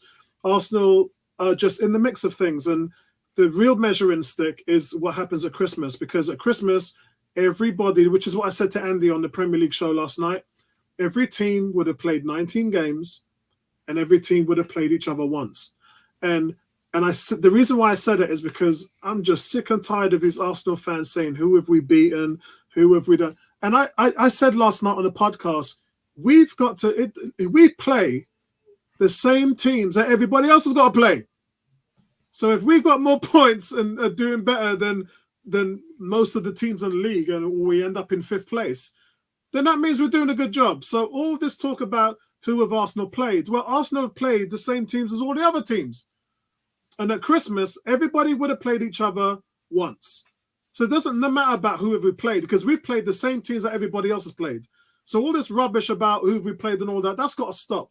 That just winds me up so much, because the measuring stick is there. It's defined. It's not like in the NFL, like when you have a bad season, they give you your games against the worst teams. And if you have a good season, they give your schedule against the best teams. That's not how the Premiership works. You play everybody, and you play everybody twice. So it ain't about who Arsenal played. Arsenal will play the same teams as everybody else. So the measuring stick is set in stone. Guys, Sambi. We're in mid-November, so Sambi pretty much has got another 6 weeks to go to prove whether he's the guy to partner Thomas Partey and to not allow Xhaka to come back in the team. At the moment, how would you base his performances in that regard? Do you think he's still got a ways to go? I mean, Liverpool was a big test for him. Do you think he's developing nicely? Do you think he's exceeding his development? Or do you just think it doesn't really matter when Xhaka gets fit, they're just going to put him in anyway, so it doesn't really matter? Well, Vincey, I'll go with you. Where's your thoughts on it? I think it. Sadly, I don't think it matters because Arteta would still put Xhaka in, but to Sambi's credit, I don't think he's. I don't think he's given the responsibility to perform to his ability. Um, if you stop and you think, okay, well, he's playing alongside Partey. Well, I think Arteta is expecting Partey to do a lot of the dominance in that midfield, and Sambi's got attributes that can actually help the team. And that chemistry, if you're going to trust Sambi, yes, he's going to make some mistakes, but at the same time, he's shown that he's capable of taking the team forward and spraying passes. We know Partey can make passes, but it's having that chemistry and that confidence to allow Sambi to, you know what, go and play like you can play for Belgium. You know, there is a player in my eyes that I believe he can dominate midfield, just like how we are seeing Partey, um, just like we've seen Partey on YouTube dominating midfield. But the thing is the chemistry and allowing the tandem to how Arteta wants to play football. That's the problem that I have with. I feel Sambi's playing with a noose around his neck, and that's not good for Sambi. It's Mm. not good for Arsenal fans because we're not getting to see the best or what Sambi can be because we all know once Jacques is fit, he's going to walk back into the team. And I'm glad you said that because we will never know how that's going to pay out. And I say that because it had Tavares had a solid game today, I don't think Kieran Tierney would have been back. But you can be sure Kieran Tierney is going to be back next week because of what happened today. Yeah. So the question is how does that relate to Sambi? Neomis, what's your thoughts? Um, in a way, it's similar to Vinci. I don't. I think Sambi has progressed along the lines that I think that like at a nominal level. I think that if he was given more responsibility, I think he would show more. Because there was when he first started in the first game, I was super impressed, and that's because it was just him. It was him and I think it was Maitland Niles. So Or he El was the Nene, one. yeah. So Nene, and I think Yeah. he was the one that had to be the party. He had to drop back and defend and help to kind of create and be the person to kind of get the ball. And I think he can do that. But I think right now it's like Thomas Partey's the guy, which is why he was the one that got substituted and not Thomas Partey because it's all about. You I guess um, everything that's going on in the team. But I wouldn't say that Sambi was terrible. Yeah, I think that's harsh. Yeah, like I get it. He lost the ball certain times, but not terrible. Not I that think he don't was tiring because he had to cover for Party for 70 minutes. well I just because think he got sloppy after the It's that. not easy. It's not the easy ba- in midfield when you're on your own. but the Yeah, problem yeah. is that the balance between Party and Sambi I don't think is very good. Like as much as I think that Sambi is, sorry, Party's a good DM. For me, he's not as mobile as I thought he would be. I thought he would get around a lot quicker. He moves around like an old school Cadillac. Like Yeah. you got a proper turn, which is why today he looks so bad because he's got to do a lot to like receive the ball, then control it, then take all this time to turn and like it's just it's not great, which is why for me, if you're gonna put him there, you need a lots of legs around Party for him to work. And Sammy's got a bit of legs on him, but he's not that mobile himself. But he's just that he's way more mobile. With for me, that's why Maitland Niles works to be a lot better when Party's on the pitch. Or Maitland Niles and Sambi, like them two can cover a lot more ground. Um, but with Xhaka, I just think for whatever it is, whatever it is that Xhaka has on Arteta, like I just think he's just waiting on Xhaka to come back.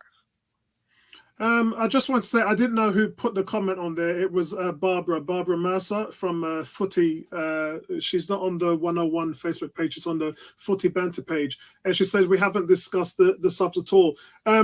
The thing about subs, Barbara, is we discuss them when they impact the game.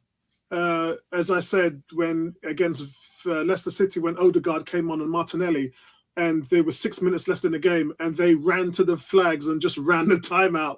And I think they gave quite a lot of time for extra time as well, injury time. And they frustrated Leicester. They just ran. They did their job. But the subs that came onto that, I didn't really think that impacted the game that much. So we tend to only really discuss them when it's worth discussing them.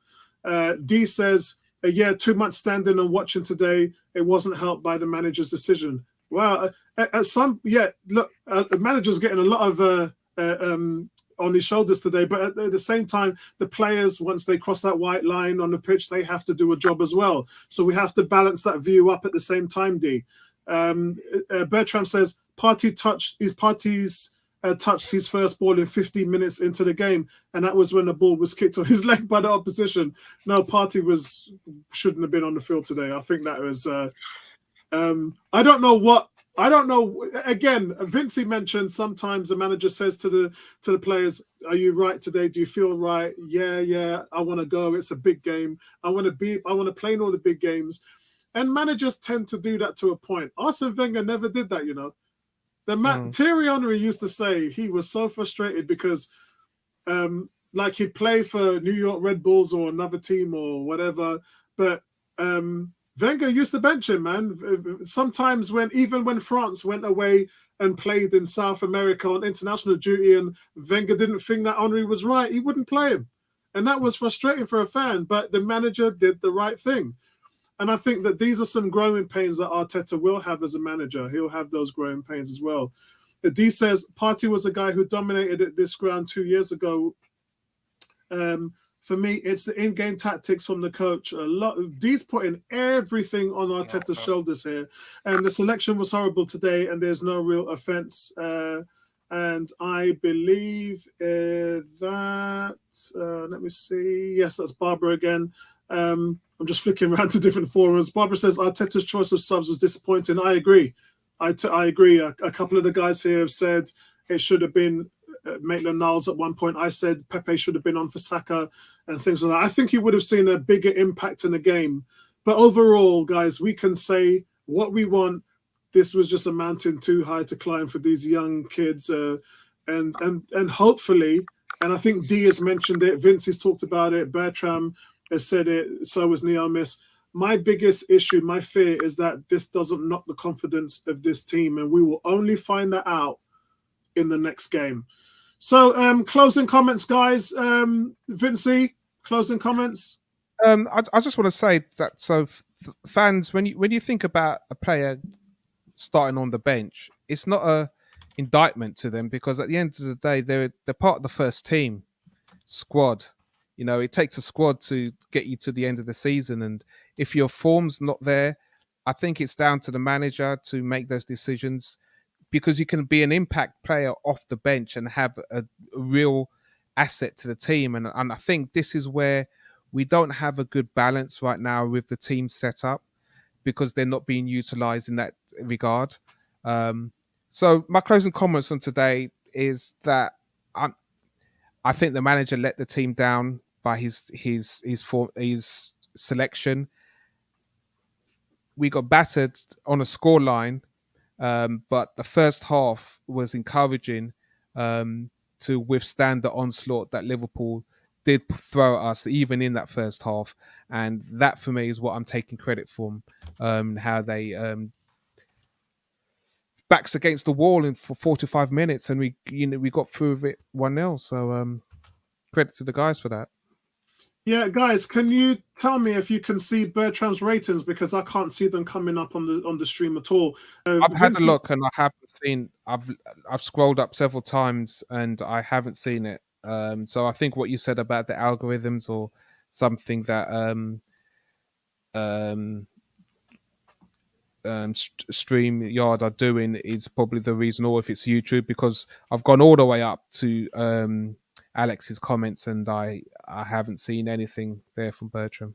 Yeah, Cool K is just saying no ratings, and he says it happens to him too, because I know Cool K used to send a lot of his ratings, but he hasn't sent any in a while. He did say to me the other week that it was doing that. It's just the way the algorithms work, and you have to remember, I don't know, I might have to go and look and see what I do on YouTube as well, because I put proxy words in for YouTube to pick up as an algorithm, because I don't want any swearing on here or anything like that, or any racism or whatever. So there's certain keywords I put on the algorithm which makes them delete them messages straight away. For some reason, that might be interacting with the player ratings. I don't know, but I do know the player ratings seem to be going in fine on Facebook, because I was going to say that. I was going to suggest, Bertram, if you got them there, just pop them on Facebook and they'll probably actually, yeah, that's the point, Bertram. If you put them on Facebook, they'll go through, because G sends them all the time on there. And so does a few of the other players, fans as well. So, Bertrand, can you just copy and paste and put them into the Facebook chat? Let's see. Barbara also says, I'm also concerned. Actually, where's her comment? Let's see if I can find it. I'm also concerned about the back four ball distribution. Was also disappointed. I think it's more the midfield ability to keep possession. I thought the back four's passing was actually quite good, especially the balls I mentioned from Ben White and Gabriel, which broke the press. Now, Liverpool are one of, if not the best pressing team in the league, and they've been renowned for that for quite a while. And a lot of our problems over the years against Liverpool has come from just losing the ball due to them pressing and then picking up those slots and playing the little intricacy passes that they have and then scoring, which is what you saw today. Two of Liverpool's goals were because they pressed, they won the ball, and then the ball ends up in the back of the net. That's just how they play.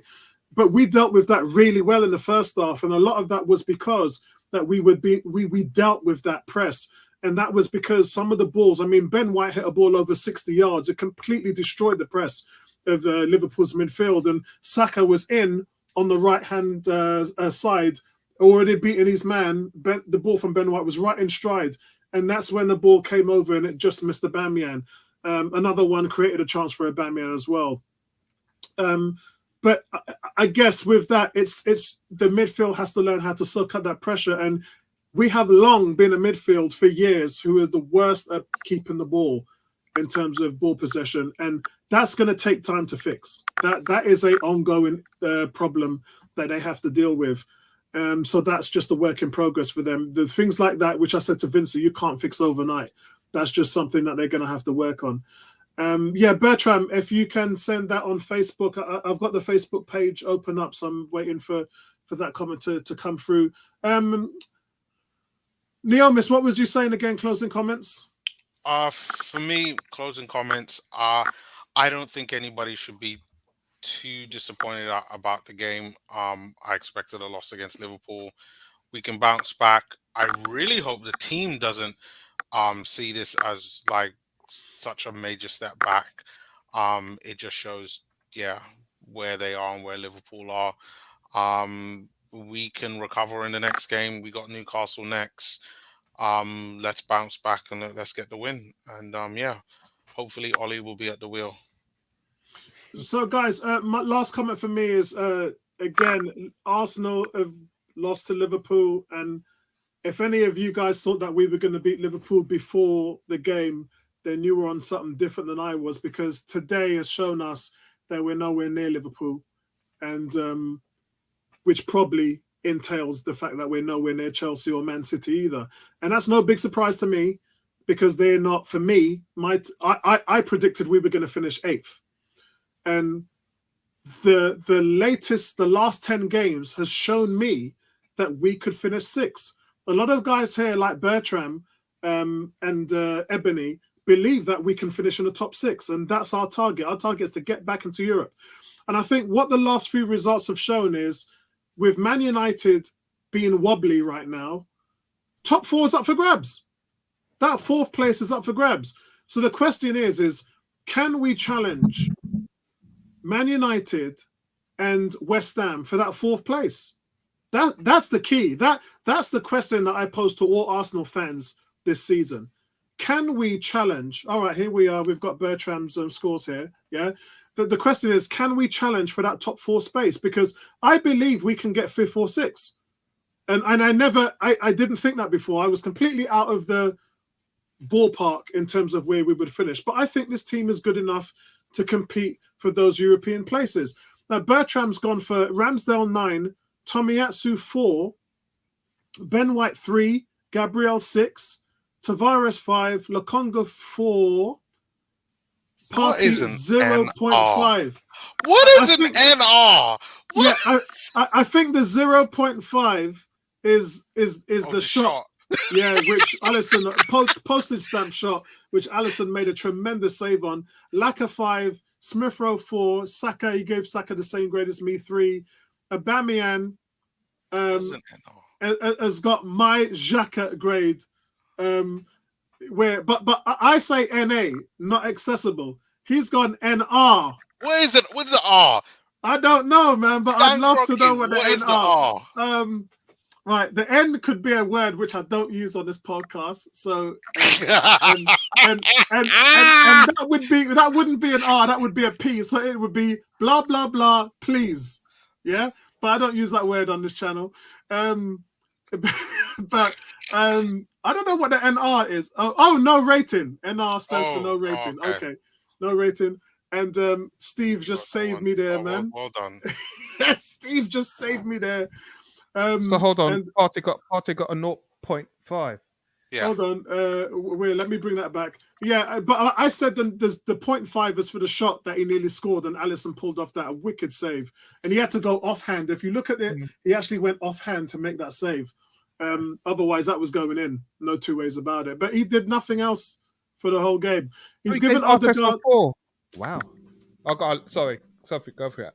Yeah, he gave Odegaard a 3, and Maitland-Niles a 4, and Arteta a 4 as well. So that's pretty consistent with what most of us were saying.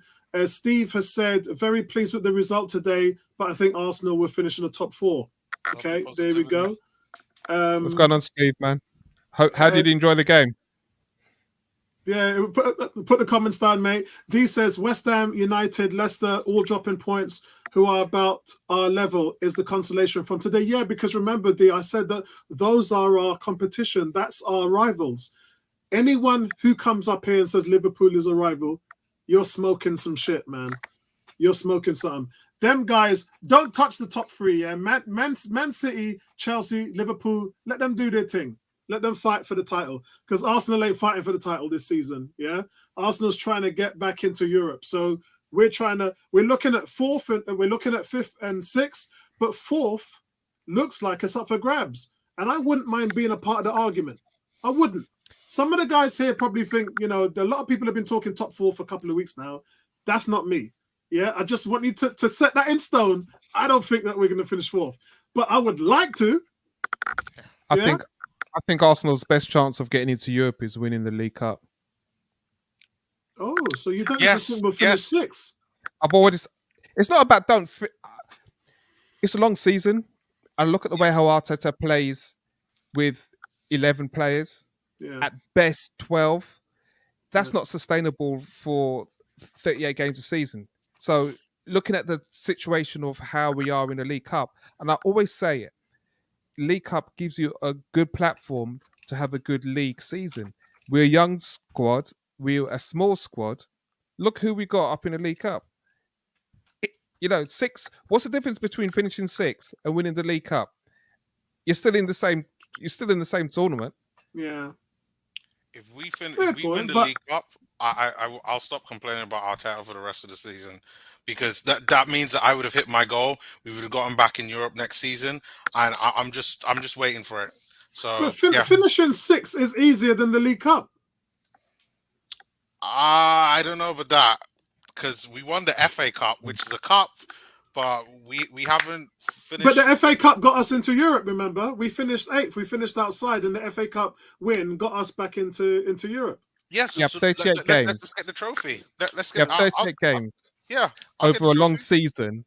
Yeah, it's harder. I would say it's harder to win the cup. Yeah, I say it's hardest to win a cup, but look at the draw. Look who's out. You know, you stop and you think. You game manage those games, and you take your chances. You're in Europe. Listen, if we get a dodgy draw in the League Cup, like if we get, I think Liverpool are still in it. Liverpool will go with their B team, right? Because they're going for the league. We need to surprise them with our A team. And when we get them with our A team, because then Klopp will be like, "What have you done?" Boom, and then we knock them out. We win the League Cup. Like, as far as I'm concerned, season over. We've qualified for Europe. Job done. Yeah, As long as we don't get relegated, as long as we don't get relegated, I won't care. Like, you could believe that.